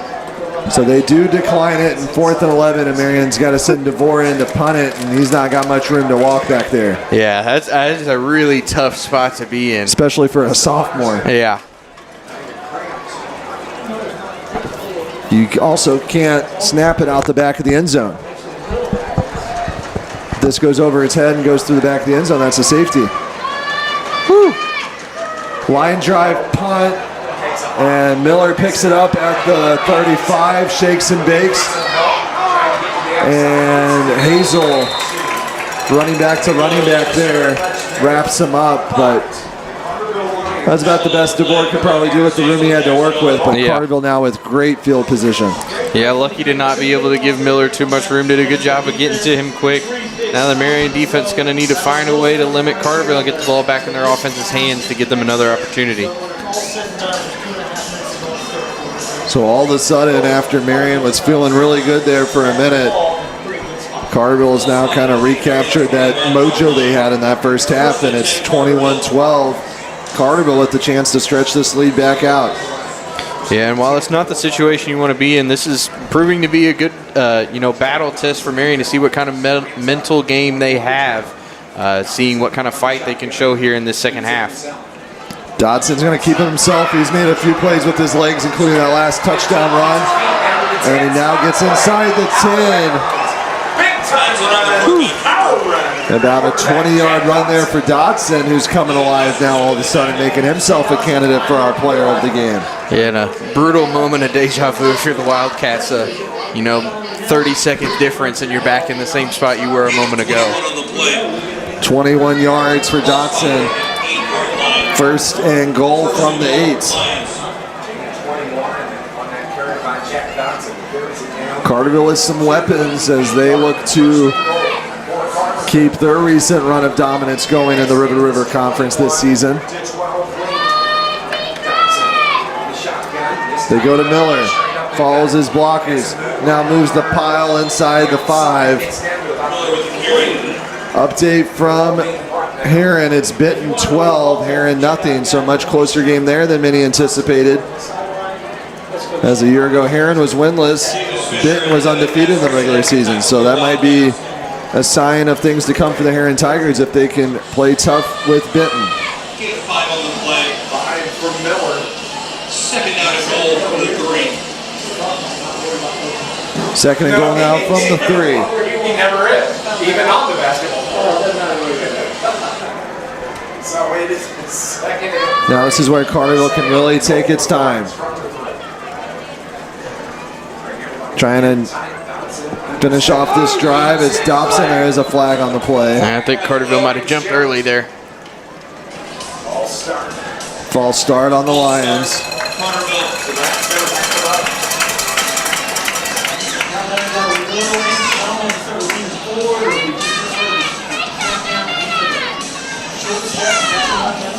And this will push them back.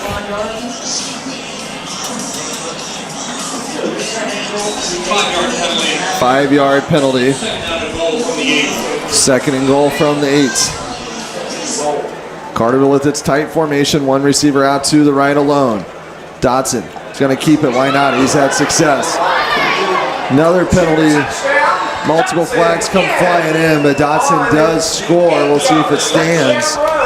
And if it does, it's his 2nd back-to-back touchdown run in a row. I think that might have been a block in the back there on that back side as he was able to kind of get towards the corner to make a turn and burn. Both officials almost simultaneously threw their flags. They were both looking at the same thing. And if it is against Carterville again, this is a huge moment for Marion to try to take advantage of it. Carterville does have a kicking unit. We saw him attempt a field goal earlier that they missed. So another hold is going to push this back. So Carterville giving Marion a chance to get a stop here as they keep, that time they took points off the board and they keep moving backwards. Yeah, and these are those moments if you're Marion, you got to realize while you've had some struggles here in a sequence, this is a chance to kind of turn that back around and give yourselves a chance to shrink in that deficit a little bit more. Now at the 18 after the 10-yard penalty, and that one's batted down by Masterson, but Dotson catches it. He was trying to get it to his favorite target, Johnston, but Masterson, number 1, Evan Masterson, a senior defensive back, knocked it back into his hands, and then he tried to make a play with his legs. Yeah, and while that may have given Carterville some yardage, that can't understate how huge them tipping that ball was because Johnston was free again to try and make a play there on that sideline. They've hit that quick route coming back and have really let him try to attack off of a curl. Third down. 3rd and 16. Miller looking for room.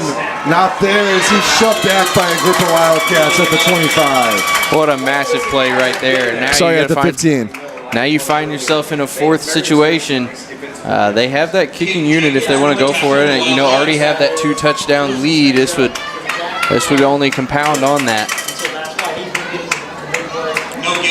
Looks like they're going to let this 3rd quarter clock wind down and then resume at the start of the 4th. So an action-packed 3rd quarter that saw Marion get on the board with 2 scores, a couple special teams miscues, and a Carterville touchdown puts us at 21-12 heading into the 4th. If that quarter in last year's game was any indication, we've got plenty of action still coming to you in the final 12 minutes. We'll have it all for you here on the Marion Stars Game of the Week, brought to you by Watermark Honor Group, John A. Logan College, and our other fine sponsors. Don't go anywhere. My part-time service in the Army National Guard gives me a lot of opportunities. I have the ability to serve close to home, wherever that may be in the volunteer state. It also provides tuition benefits, making it possible to get the education I've always wanted. And since my service is part-time, I can pursue my dream job in the career field I choose. With part-time service in the Army National Guard, I really can have it all. Visit NationalGuard.com to find out more. It was just me and Dave, out for a leisurely walk in the park. Well, until the unexpected happened. Luckily for Dave, nationally recognized care was close by. With Deaconess, top-notch emergency services and advanced technology helped get Dave back on his feet fast. Because life and squirrels wait for no one. Deaconess expert care when it matters most.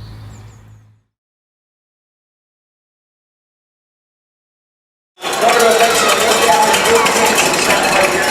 right, we're back here for that 4th quarter action. They've lined up for a kick once again. Johnston's attempted one so far tonight. It was just wide left. It's up. No good. Oh, boy. Same exact spot as the last one.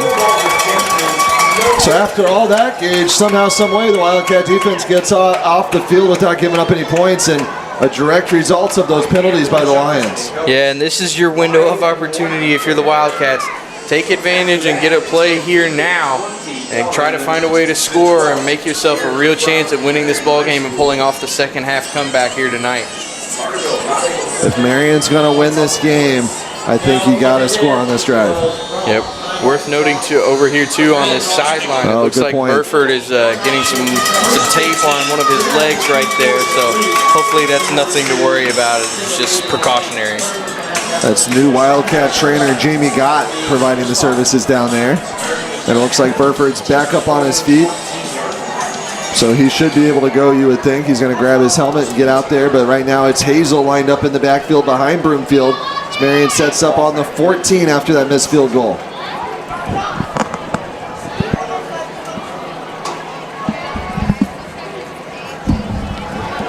And he's got it there if he can get the throw off. That's not what they intended on first down, I would have to guess. Yeah, just didn't have enough time to develop on that scramble out of the pocket. Almost waited too long to make that turn, trying to sell it. Just couldn't get it to where he could make a throw over, stepping across that way. 11:50 to go in this ball game. Fourth quarter just underway. If you're just now joining us, it's Carterville 21, Marion 12. And while that isn't how Marion wanted that to go, I think plays like those are going to be huge for Broomfield to kind of get under his belt, knowing that he's a quarterback that likes to run. Being able to make a play action pass and kind of throw on the run, get a short gain here or there, let his wide receivers make a play would be huge. They go to Parterman, who finds room, toes the sideline, shaking and baking across the 40. And Elijah Parterman, who's had a couple nice plays in this game, breaks one for nearly 30 yards. First Southern Bank, first down, and then some. Near 40-yard line and Lions have a timeout for injury. We do have an injured Lion on the play. Number 56, Jackson Labatt, injured. And he will receive attention, so we will take another Dr. Michael Lawler injury timeout. Dr. Michael Lawler, internal medicine, 618-993-1111. Give him a call for all of your internal medicine needs. We'll be right back after this short injury time. At Legence Bank, we make it easy to achieve your financial goals. Working with small businesses, farmers, and individuals, we strive to be your partner in convenient, local, and personalized banking solutions. From investing in your priorities to helping our community grow, we're committed to making a difference at Legence Bank. As a Legence Bank customer, I always know I can count on the people at Legence Bank to answer my questions and connect me to the services I need. We have you covered with a range of fraud prevention tools to keep your accounts safe and secure.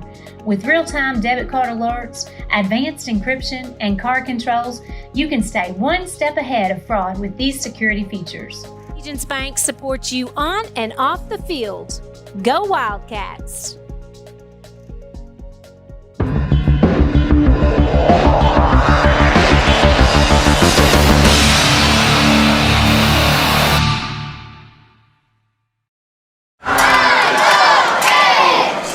First and 10 for the Wildcats after the injury timeout.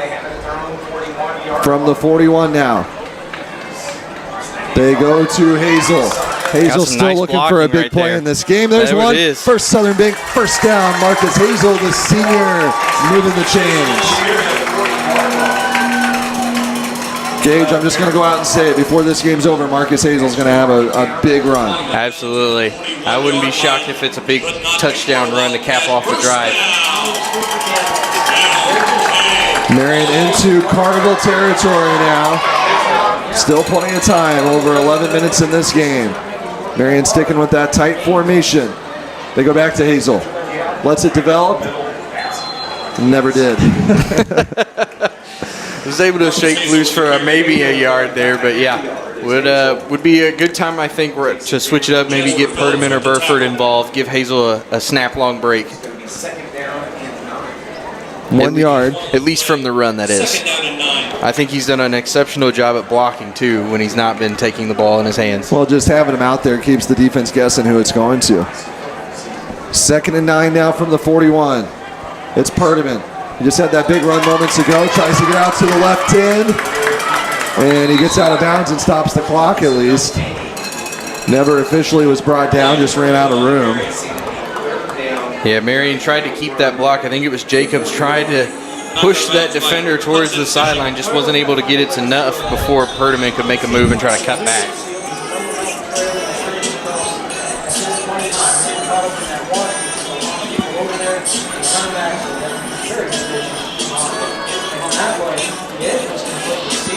Was there a penalty? There was.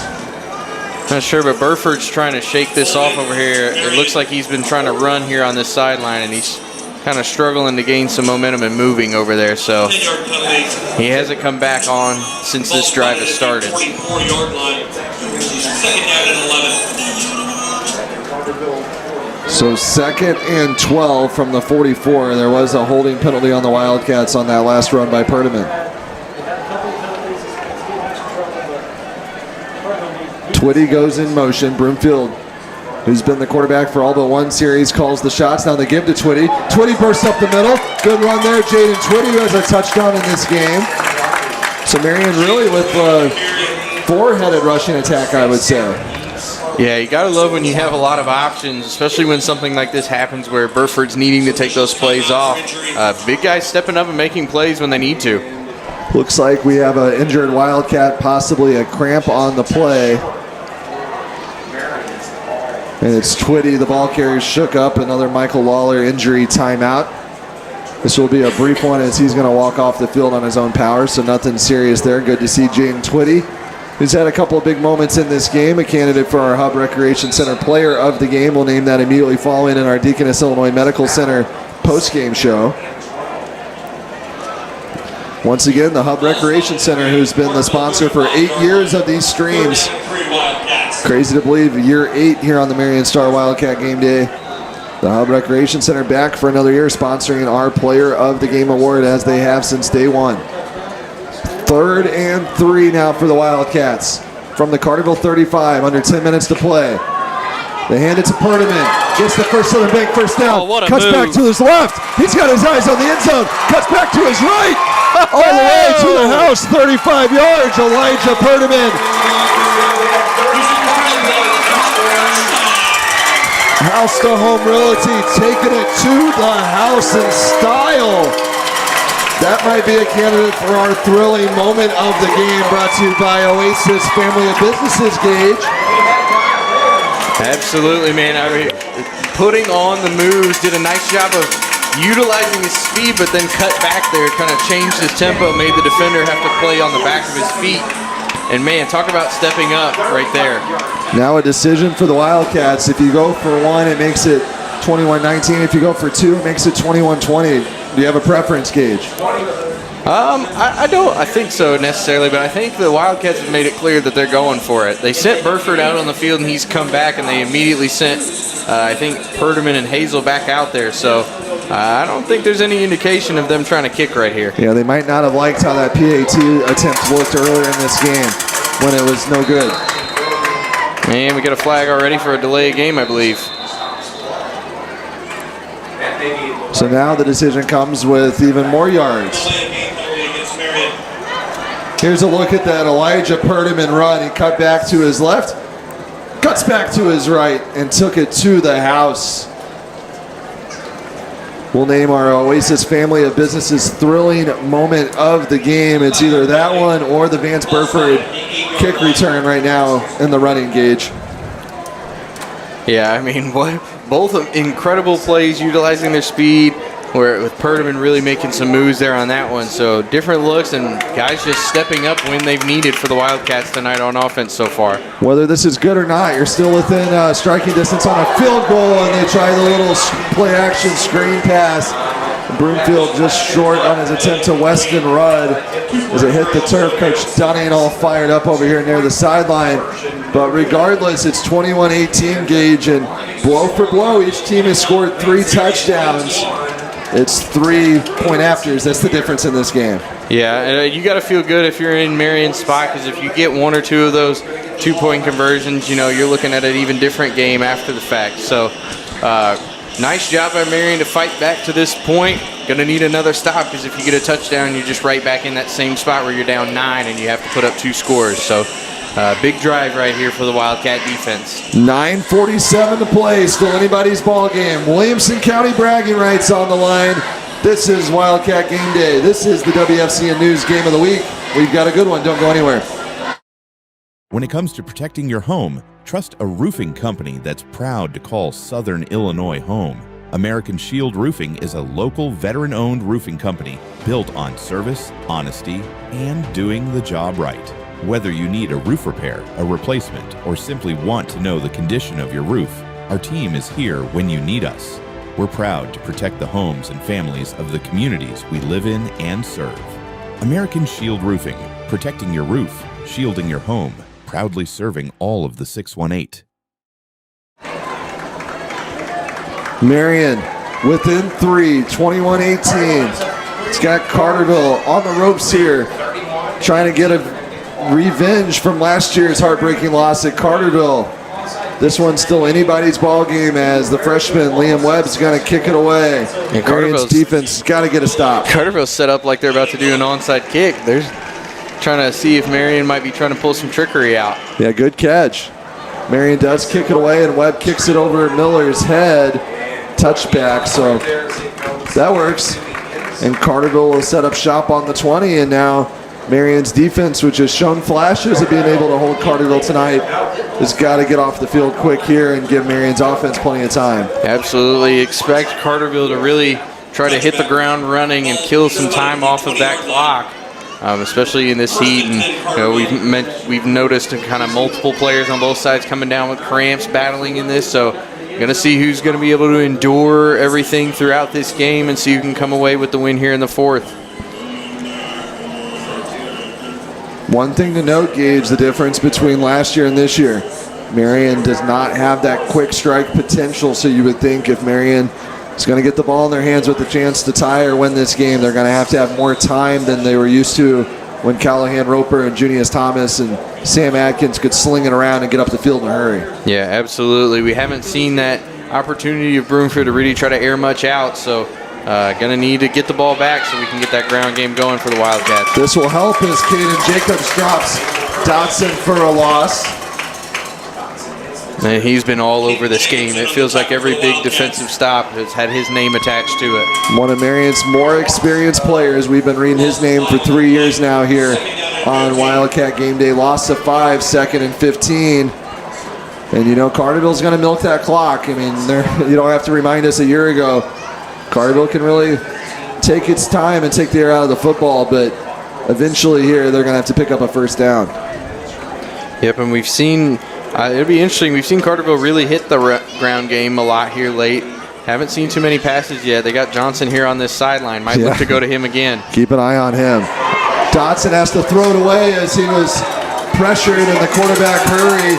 Dunning wants intentional grounding as there wasn't a receiver anywhere near him besides Marion Athletic Director Ryan Godisky. Yeah, that's a tough one. I mean, Johnston was definitely the intended target, but he was at the 50, so don't really know how you missed that one if you're the officials. That was Nate Page on the quarterback hurry. 25 for the Wildcats. Coach Dunning still talking about that pass, but here we got focus on a third down stop. That was the difference in the first half. Carterville has several third down conversions. Marion's defense has got to get a 3-and-out right here. Yeah, and they've got a stack on this side with trips receivers. Wouldn't be shocked if they tried to make a screenplay. That was the fastest 40 time of the night as Coach Dunning came from about midfield all the way to the official at the 15 and called a timeout just before Carterville could get that ball snap. Marion did not like its coverage as Carterville went to a shotgun set with 4 receivers. And Coach Dunning came flying in and used Marion's first time out of the half. Good decision there by JD. Yeah, absolutely. It didn't seem like they were set up and ready, whether it was for the long ball or a chance at Johnson stepping back for a screen right there. Marion taking a good time out to find and gather themselves, because this is a huge play for the implications of how this game is going to end. We'll take a quick 30-second timeout as well. Big play in this game when we come back.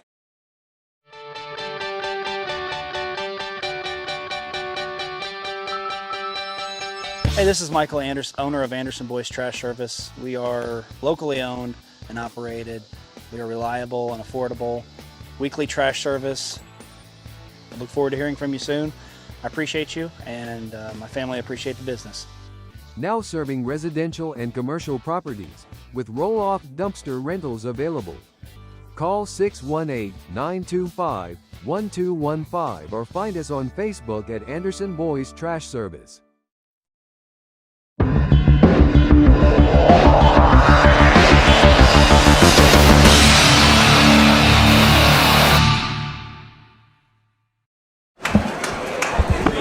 Third and 15 out of the timeout. Carterville with 3 receivers set. Dotson rolls out, looks. He's got Johnston right at the first down marker. First down. Textbook execution. I think everybody knew where that ball was going, and you still couldn't stop it. Yeah, if you're Marion, that's an adjustment you've got to make. Almost every time Johnston has had a big catch of some sort, it has been on a variation of a curl route. Right there, had the time curled out on the side, and he was able to make a throw. Johnston cut back, and that was all it needed to create that separation and make the catch. Marion sideline below us now silenced after that big catch to put him at 1st and 10 from the 33, and that was textbook right to the first down marker, exactly what Carterville needed. Now they can go back to the ground game and try to milk the clock. It's Miller bouncing out to the left side, cuts back across the middle, gets about 7, 8, 9 yards after the forward progress there. And now Carterville Gage is going to try to run off about 30 seconds every time. Oh, yeah. I mean, why wouldn't you, too, right now? It's going to be something that's hard for Marion to counteract, knowing that they've got to run the ball to really get things moving, unless Broomfield's really been working on that arm in this offseason. 8-yard pickup sets up 2nd and 2 now from the 41. Both teams with 2 timeouts remaining. Just about 8 minutes to go in this ball game. Carterville cannot afford a bad snap or a fumble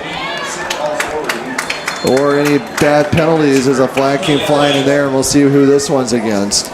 And it looks like we got an injured player as well. And from the body language of Miller for Carterville, I don't think Dotson was supposed to keep that ball either. So I don't think that panned out at all how either side thought that was going to go. Coach Dunning thinks it's against Carterville. Coach Dials asking for an explanation on that far sideline as the stadium is now silent. Officials gather there near the 40-yard line trying to sort this one out. They're just going to wave it off. So they take back their penalty as the officials could not agree. And we'll see where now they spot the ball. So no gain after Dotson tripped. Result of the play is no gain.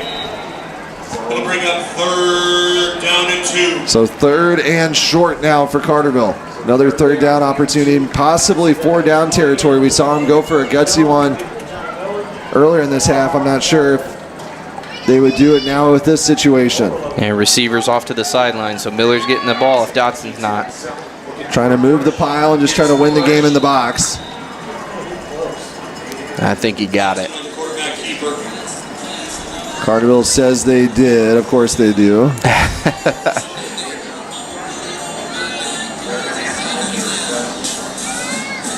They're going to check it.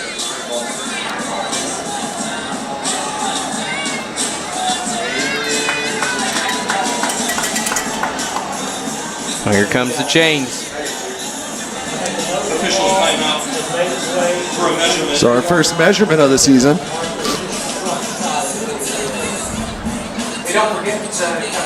Too close to call, so they bring the chains out.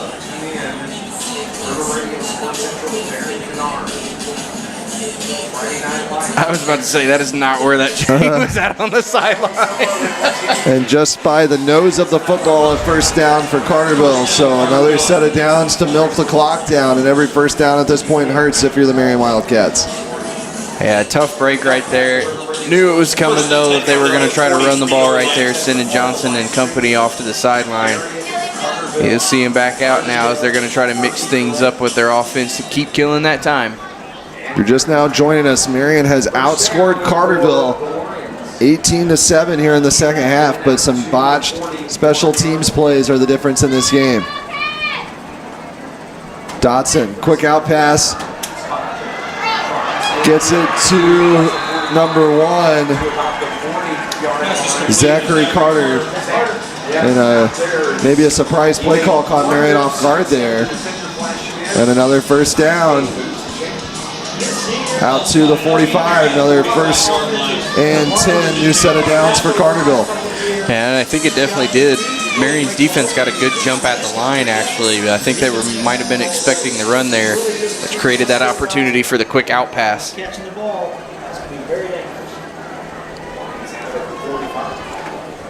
First and 10 from the 45, under 6:45 to play now in the fourth. Both teams with 2 timeouts. Dotson gives to Miller, big hole up the middle for another first down for Carterville, and Carterville's trying to deliver the knockout blow here with the touchdown. Yeah, and now if you're Marion, you almost kind of wonder if you're not going to be able to string together these stops, do you give yourself some time to try to get the ball back, or do you let Carterville continue to whittle things down? Yeah, that's a good point, because at some point, Marion cannot come back if they don't have the ball.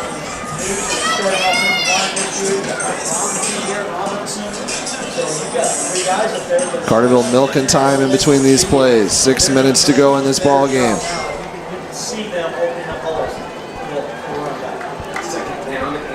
They say it was just short of a first down, so it's second and short now here for the Lions. Dotson trying to get the first down, and he does. Follows his blockers along that left side and moves the chains. 5:43 to go. Dotson's had himself a nice game. First-year starting quarterback for the Lions. I mean, it hasn't showed that he's a first-year starter. He's been impressive, has controlled the tempo of the game, done a nice job of utilizing, through the ground and through the air. Done a nice job of kind of balancing the Carterville offense.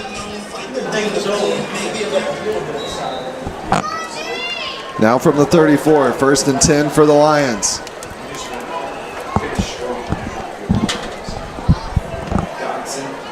Dotson gives to Miller, room out to the left. Rolls forward for another first Southern Bank first down. And Marion's defense keeps giving up these 8, 9, 10-yard runs as Carterville's marching down the field and taking all the time in the world to do so. Yep, unless Marion can come up with some big plays here soon, might be a case of too little too late as far as the Wildcats' chances of a win are concerned.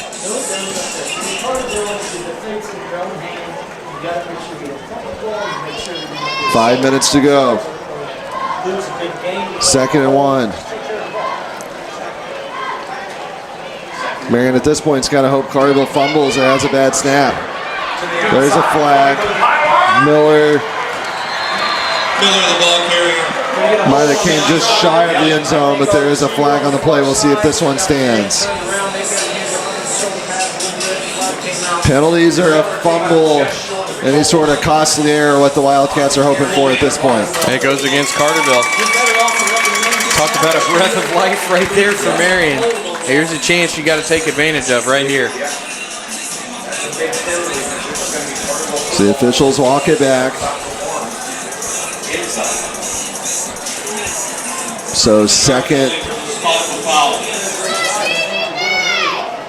instead of second and 1, it's second and 5. Second down and 5. Carterville now with 2 out to the right, 1 out to the left. Dotson and Miller in the backfield working from the shotgun. Clock still milking. They give to Miller, first down for him. And he keeps moving the pile. Gets all the penalty yards back and then some as Marion's defense showing little resistance to these Carterville runs on this drive. Yeah, went right back to the same play that the penalty happened on, and if it ain't broke, don't fix it, as Miller is able to convert right there. Another Carterville penalty though. So these penalties are starting to creep up. And that's really the only thing that can stop the Lions right now, Gage, are these penalties. Yeah, no joke, because that one now brings it way back, because you're going to be sitting kind of, if you're in the shotgun, back at the 45. So rough spot for the Lions. An opportunity here for the Wildcats as we're starting to trickle close to being under 4 minutes to go.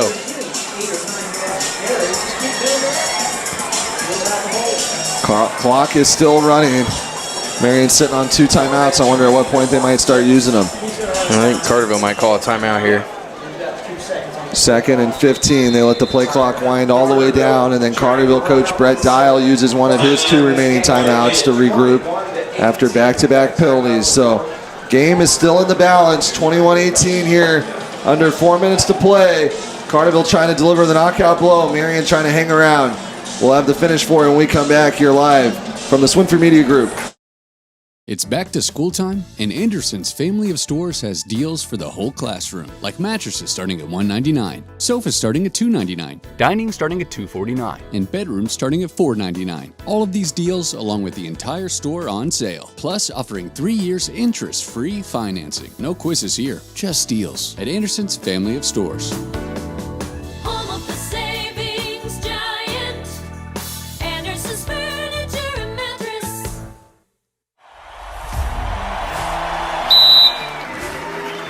We've been challenged.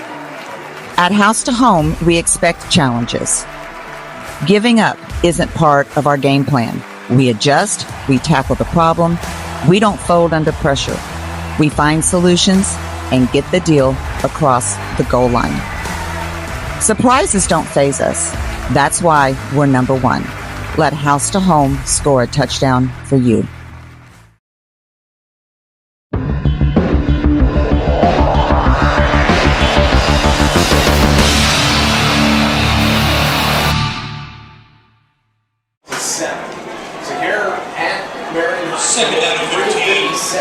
We're back here live at Wildcat Stadium out of the Carterville timeout, trying to regroup after back-to-back penalties with a 2nd and 15 situation from the Marion 39. Under 4 minutes to play here, 3-point game. They give to Miller. Miller down to about the original. Not much room for him up the middle, trying to move the pile, and now a 3rd and long situation as Coach Dunning uses a timeout. He has 2 remaining. Yeah, great time. Would have put 40 more seconds on it. Would have knocked it down to about just under 3 minutes after the play. So good call there to try to slow things down. We talked about in our pregame it was going to come down to penalties, clock management, use of timeouts, turnovers, and all the little things. We're going to decide this game, and we're seeing it firsthand down the stretch here, Gage. Back-to-back years, 2 close games. Absolutely, and it's going to come down to a big play, I feel here. You know, Carterville, while they're in the lead, backs up against the wall here. You get the first down, you're able to kill a lot of time, and that's probably going to be the end for Marion. If you're Marion, you give yourself a chance and decent enough time to try and make some big plays on offense, utilizing a number of guys. We'll take a quick timeout. We'll be back for this exciting finish right after this. Do you feel like your business is sinking in accounting and payroll work? Are business taxes and confusing technology dragging you down? Call the experts at Kemper CPA Group. We'll answer your questions and give you the tools to keep your business afloat. Down and 8. And we're back. Huge play. Marion crowd up on their feet. Cowbells are ringing. It's that time. These are the Friday night lights we've been waiting for. Couple hundred Carterville fans on the far side fired up as well. Big 3rd down in this game. 3:45 to play. They give to Miller. Who else? And he gets the first down and gets to the house. 32 yards. Johnny Miller with the back-breaking touchdown right into the Maniacs to give Carterville a cushion. And that might be the back-breaking blow that they've been looking for, as the senior Miller, who's had himself a big night, got free up the middle, and the stop that Marion needed did not come, as Jonathan Miller breaks the heart of the Wildcat fans in the Maniac section as he ran right towards them to give Carterville a 2-possession lead with 3:38 to play. Yep, he got a hole right up the middle, and he never looked back. And Man, what a tough break right there. Felt like Marion had a chance to really extend things. Now, it would take a lot of perfect things going right here to find a way to make a comeback win. A year ago, Marion was down 2 possessions in this situation, but they had a much more high-powered, quick-strike, pass-first offense. We'll see if the Wildcats can find some magic at home here in 2026 and come back down 10 with 3:38 to play. We'll have the finish for you after another timeout. Don't go anywhere here live from Swinford Media Group. Since 1999, Clark Natural Stone is a family-owned business that strives to not only offer you the best selection of rock and mulch in the country, but also provide you with the best service. Clark Natural Stone Slinger Truck is a great option when you need rock, sand, or gravel placed in an area not easily accessible to a conventional dump bed. To schedule your delivery or to ask any questions, call 618-997-3889 or visit our website, clarknaturalstone.com.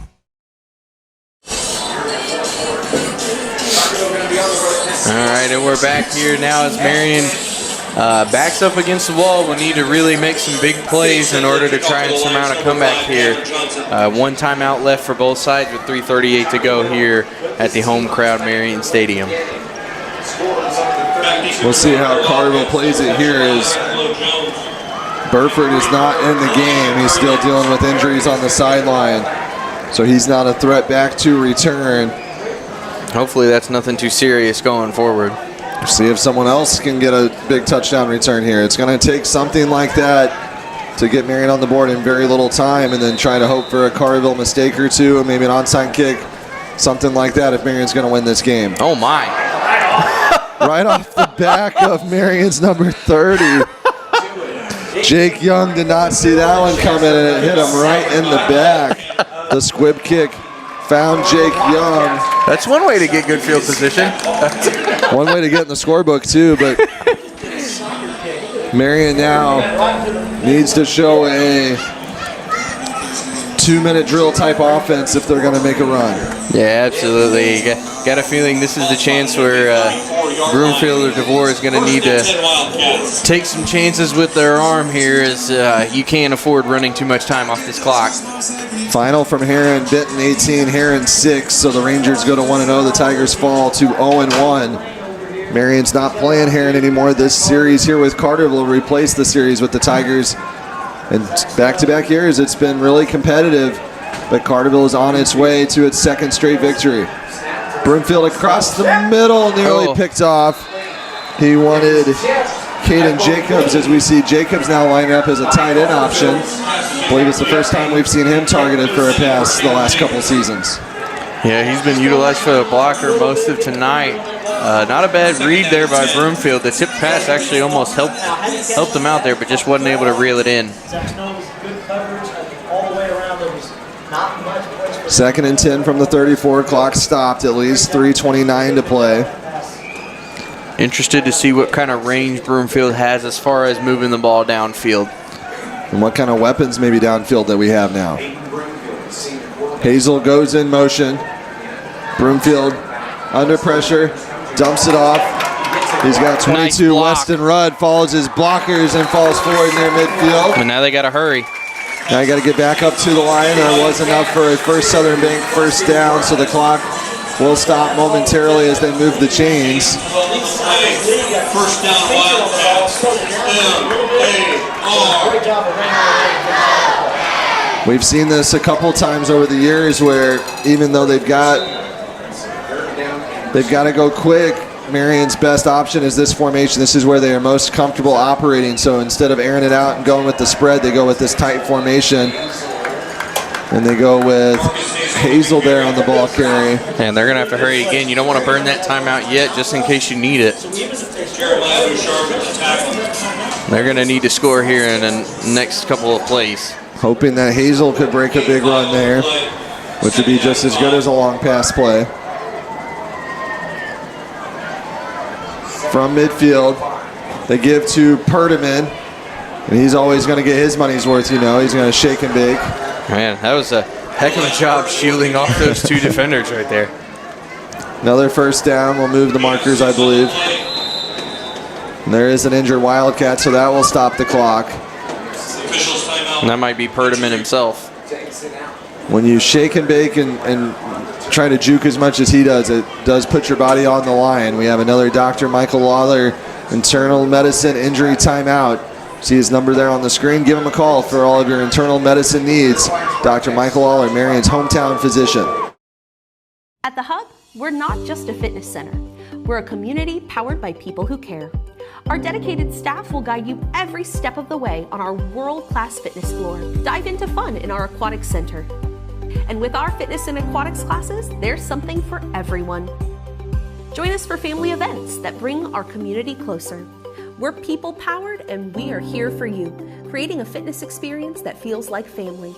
Join us today at the Hub, where health and happiness meet.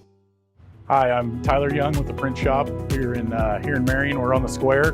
We just got done doing some perforated vinyl here at Swinford Publications. So this is the vinyl that you can see out, but people can't see in, and it gives a nice little look and feel to a number of different kinds of businesses. So come see us at the Print Shop. We're at 1112 North Carbon, next to AutoZone behind Hardee's.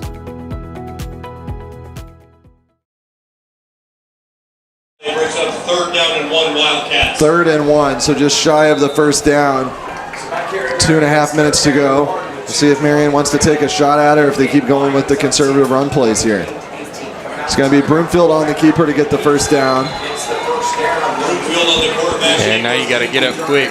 Marion does have one more timeout, as does Carterville. I don't think they're going to use that timeout until it's closer to 1:30. Might need that if the ball goes back on the other side. I'd like to see him still take a shot, but they give it to Jules Elliott on the end around, and a hard hit there as Carterville's all fired up. They can sense it. Braden Brown and Cal Dunning celebrating right there. Yeah, gotta air one out now. Of course, Cal is the nephew of Jason Dunning, Marion's head coach, the son of Jason's brother Matt. 2nd down and 12. And it looks like for the second straight year, those bragging rights are going to remain in Carterville. They go to Hazel. Tries to let it develop and gets about 5 yards. And it looks like Marion might just be content letting this one run out, Gage. Yeah, not able to really gain much yardage. Haven't been able to create a hole. If you're going to use these running plays at this time, you'd think you want to move it more towards the sideline, give you a chance to get out of bounds. But looks like they're just going to keep chipping away here. We go back to Hazel. Carterville's done a good job keeping him in check for most of the night. Setting up for a Wildcat 1st down. Either that or you really trust that you can get an onside kick here. 5-6 yards at a time appear to be the strategy right now. We do have another injured player. Cramps, as Gage mentioned off air, is starting to set in now on this hot night, humid night. Upper 70s here at Wildcat Stadium. And it looks like they are able to get Braden Brown up quickly, so we will not have to take another injury timeout. 1:15 to play. At the conclusion after the buzzer, we will have our Deaconess Illinois Medical Center post-game show. We'll have our Kemper CPA Group stats. We'll have our Thrillville thrilling moment of the game. And we'll also name our Hub Recreation Center player of the game. Still plenty to talk about before we sign off tonight. They go back to Hazel. Follows his blockers. He wants to get a touchdown before the night's through. Carterville's just kind of more in prevent, so Hazel's able to get 8 or 9 every single time right now. And it looks like Marion might go ahead and use its last timeout. I think they got the first. Oh, that's why they stopped the clock for the first. Minutes of play. And now a penalty. Yeah. Not what they wanted to do there. Well, it was weird, too. They stopped the clock for the first, but then it wasn't a first. And then they jumped off. Just a weird sequence all around right there. Yeah, lots of confusion. Now we're going to walk it back. Under a minute to go, 59 seconds. It looks like Carterville will go to 1-0. Marion will start 0-1 for the second straight year with a loss to the Lions. Marion will be back at home next week and the following week. 3 straight home games for the Cats to start 2026. Speaking of 26, that's Hazel, the ball carrier. Under 40 seconds to go now. And there's the timeout. So Dunning's going to use his timeout. He can't take it with him. As we await this last timeout for the Wildcats, let's talk about the schedule ahead this season. Upcoming games, and the Marion Star will be there for all 9 of the regular season games. We'll have Lincoln here at home next week.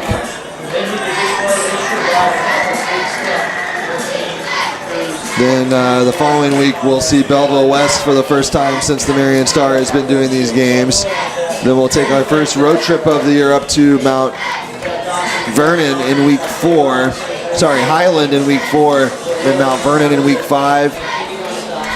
Rich Woods from Peoria will be here for week 6. We'll go see Cahokia's new blue turf in week 7. Carterville will be here for homecoming in week 8.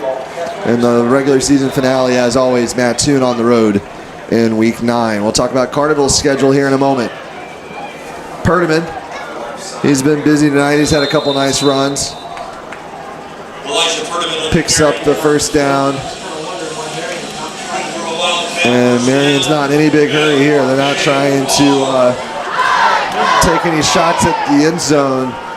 Just kind of content playing it safe here. Yeah, and I think I would have liked to see it. We're going to get it now, but I think I would have liked to see this couple plays earlier. Right on cue, and it's a touchdown pass. Play. That's what they were waiting on. 13-yard touchdown pass, Broomfield to Hazel. And it looks like Marion's going to go for 2. And Gage, I think it's going to be those special teams plays will be the difference in this game. Yep. How wild would it be if they can find a way to convert here and then get an onside kick? Because that is the calling card right here. There is no other play that is going to happen right after this 2-point conversion. Marion out of timeouts. Carterville has one. 28-24 as Marion waited until they were inside the 15 to take a shot at the end zone, and Broomfield found Hazel, senior to senior, two of Marion's more experienced players. Quarterback keeper for Broomfield, nothing there. And that is Marion's 4th failed point after, and that's the difference. They are trailing by 4 Gage, and 4 times after scoring, they weren't able to get any points. Yep.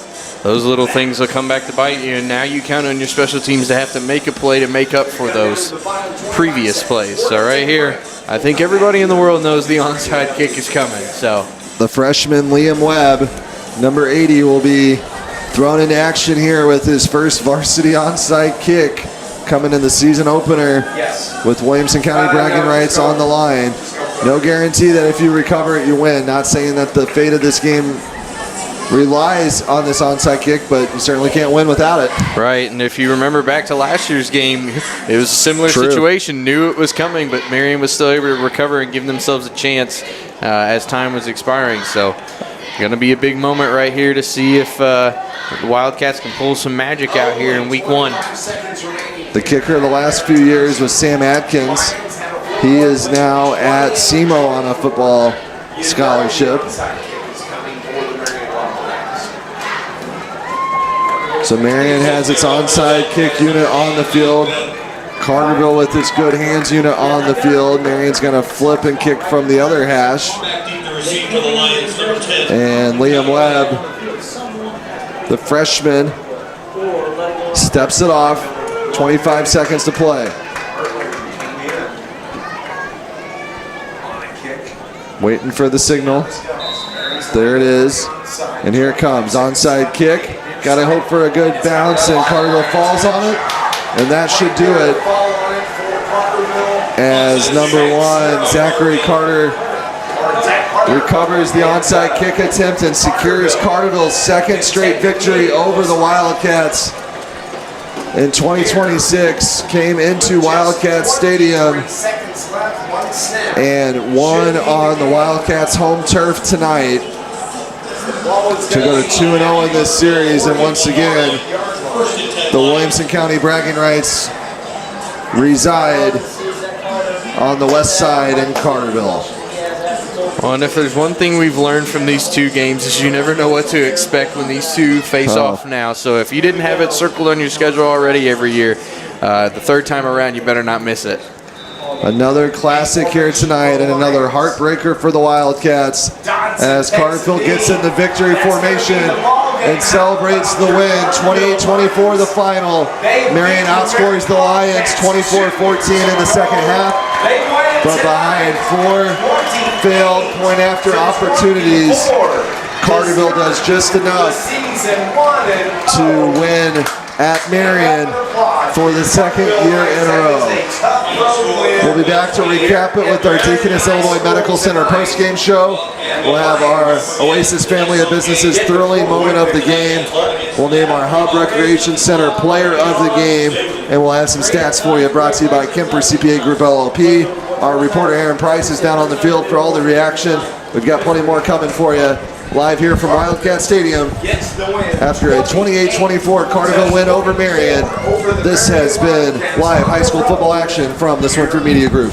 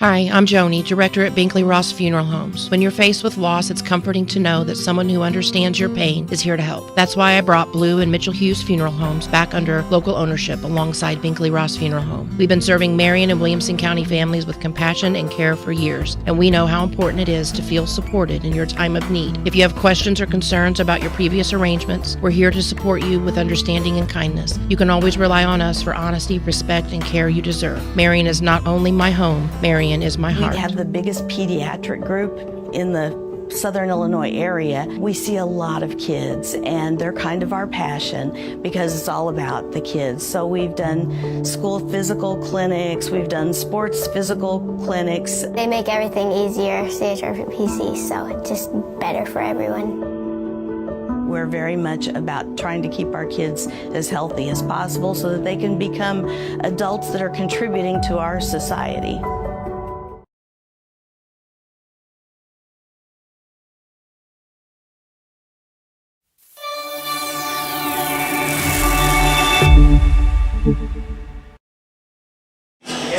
This is our Deaconess Illinois Medical Center post-game show following a 28-24 Carterville win over Marion here tonight at Wildcat Stadium.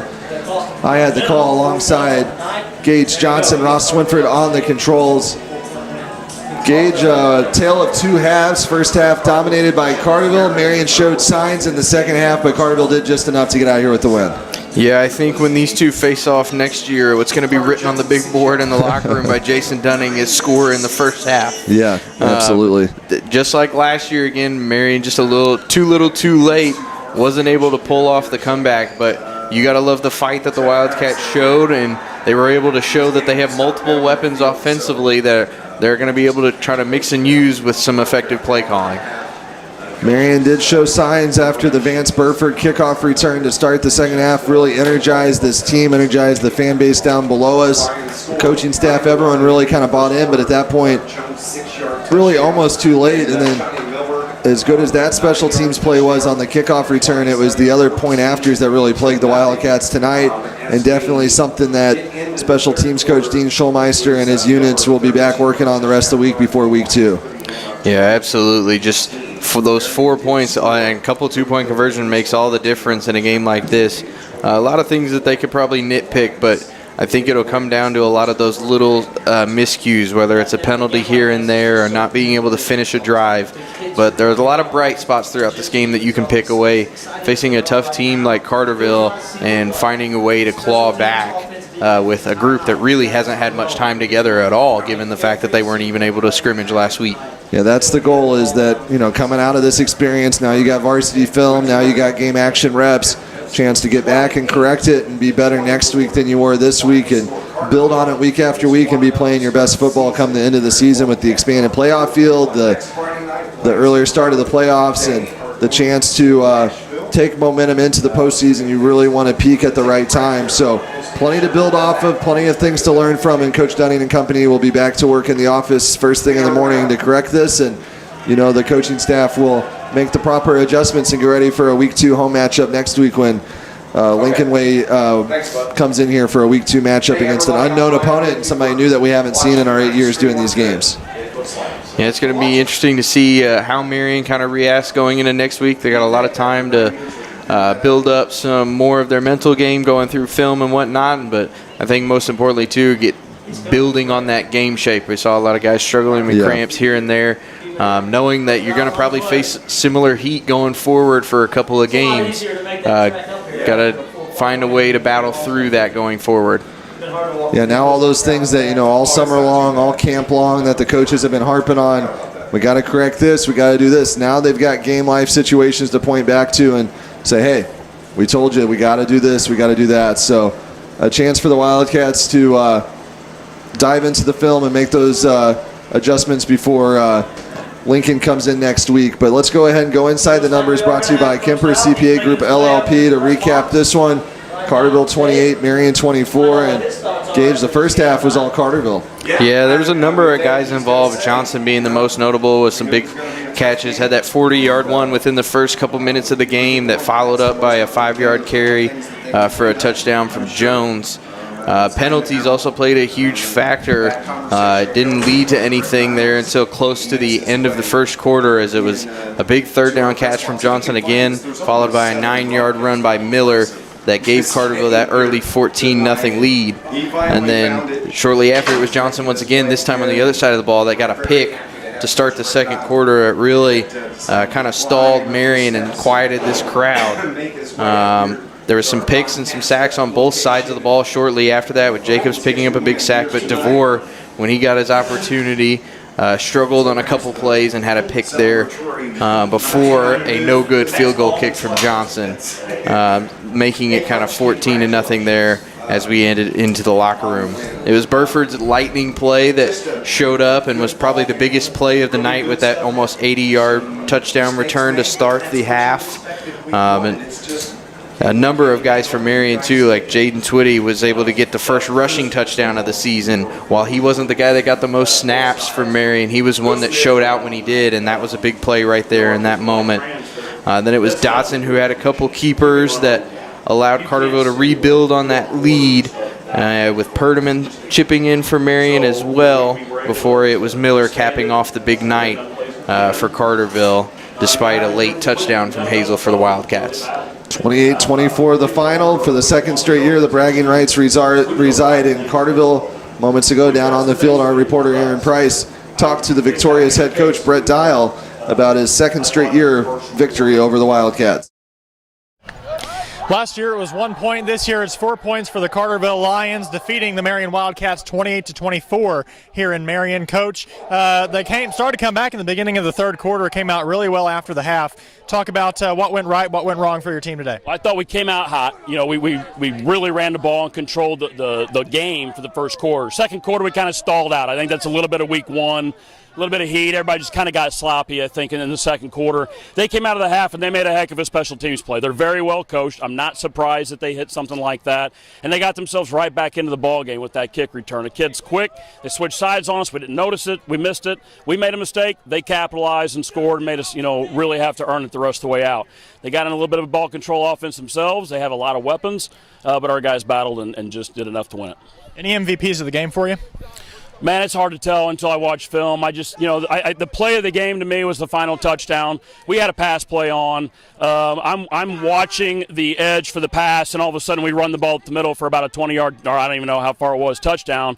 Our guys chucked it at the line of scrimmage. I had no idea that last touchdown play was getting run. That's an incredible call in the fourth quarter by our guys on 3rd and long to check into something that they saw. I got confidence in our guys. They made a great play and put it away. Last question for you, Coach. Going into Nashville next week, 2 really tough opponents early in the season. We'll see you next week on a Game of the Week. Talk about what you're going to prepare for your team going into week 2. Nashville's always a problem. They're very well coached. They are a very fast-paced team, similar to Marion in a lot of ways. A lot of formation shifts. They're going to really stretch you. They're going to stretch you sideline to sideline, and they're going to run the ball too. So we better be on our game. But we're going to enjoy this one, and then we'll break some things down tomorrow, and then Sunday we'll get to work on Nashville. Well, congrats on the win tonight here in Marion. We'll see you next week at Nashville, Coach. Thanks. Thank you.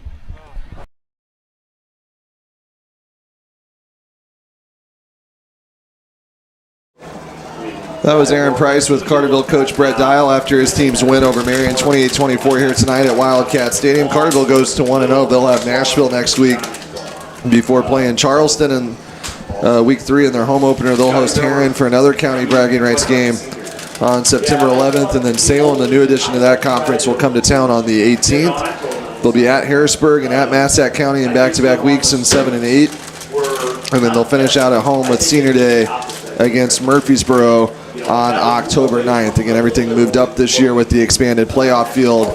Everything starting a week early with that extra round.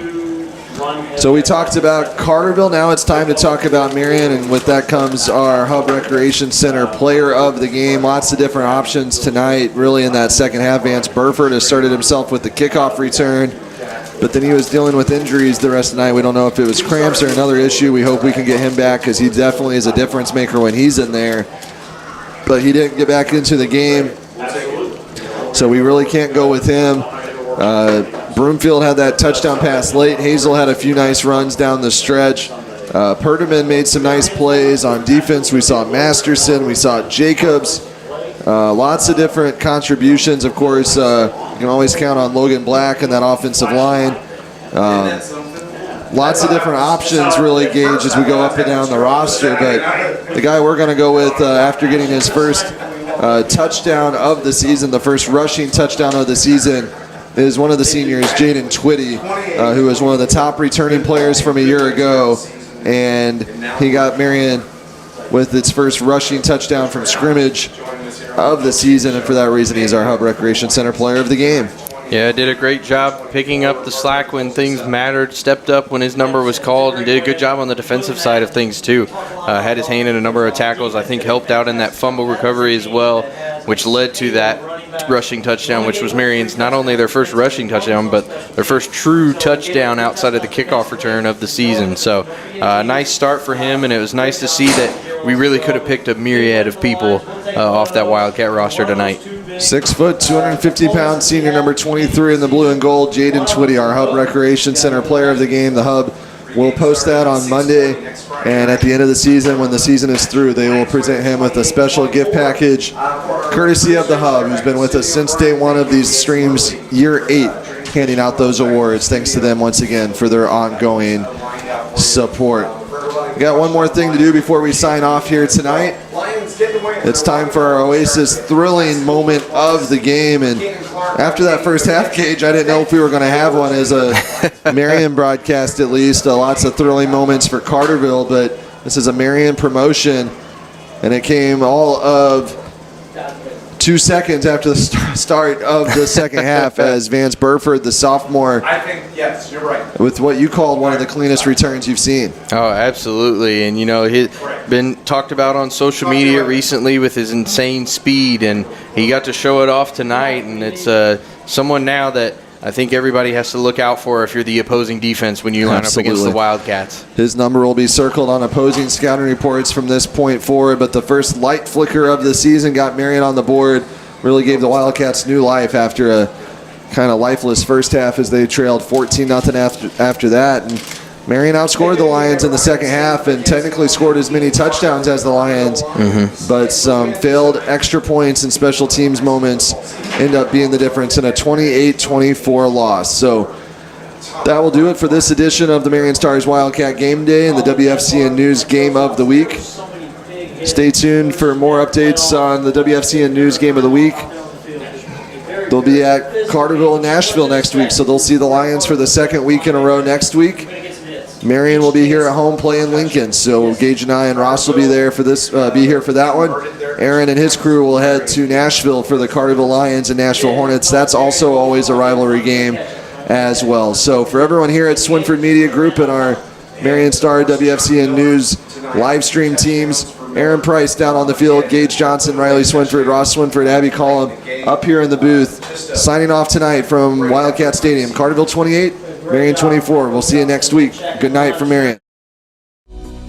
Swinford Media Group is proud to bring you this live stream, made possible through the generous support of our sponsors: Watermark Auto Group, John A. Logan College, Oasis Family of Businesses, Moreland Bishop McDonald's, Illinois National Guard, Deaconess Illinois Medical Center,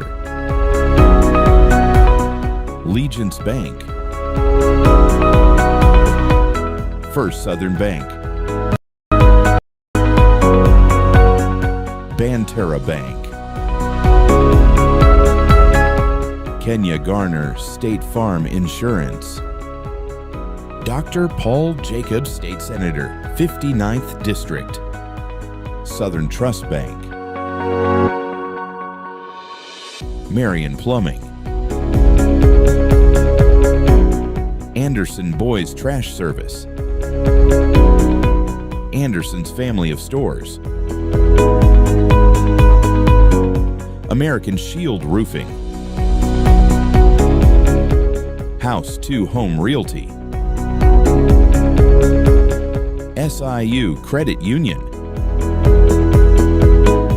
Clark Natural Stone, Kemper CPA Group, The Hub Recreation Center, The Print Shop, Michael Lawler, MD Internal Medicine, Binkley-Ross Funeral Home, Christopher Rural Health Planning Corporation, State Bank of Whittington, City of Herrin, City of Sesser, Sam C. Mitchell and Associates, Herrin Community Unit School District Number 4, Johnston City Community School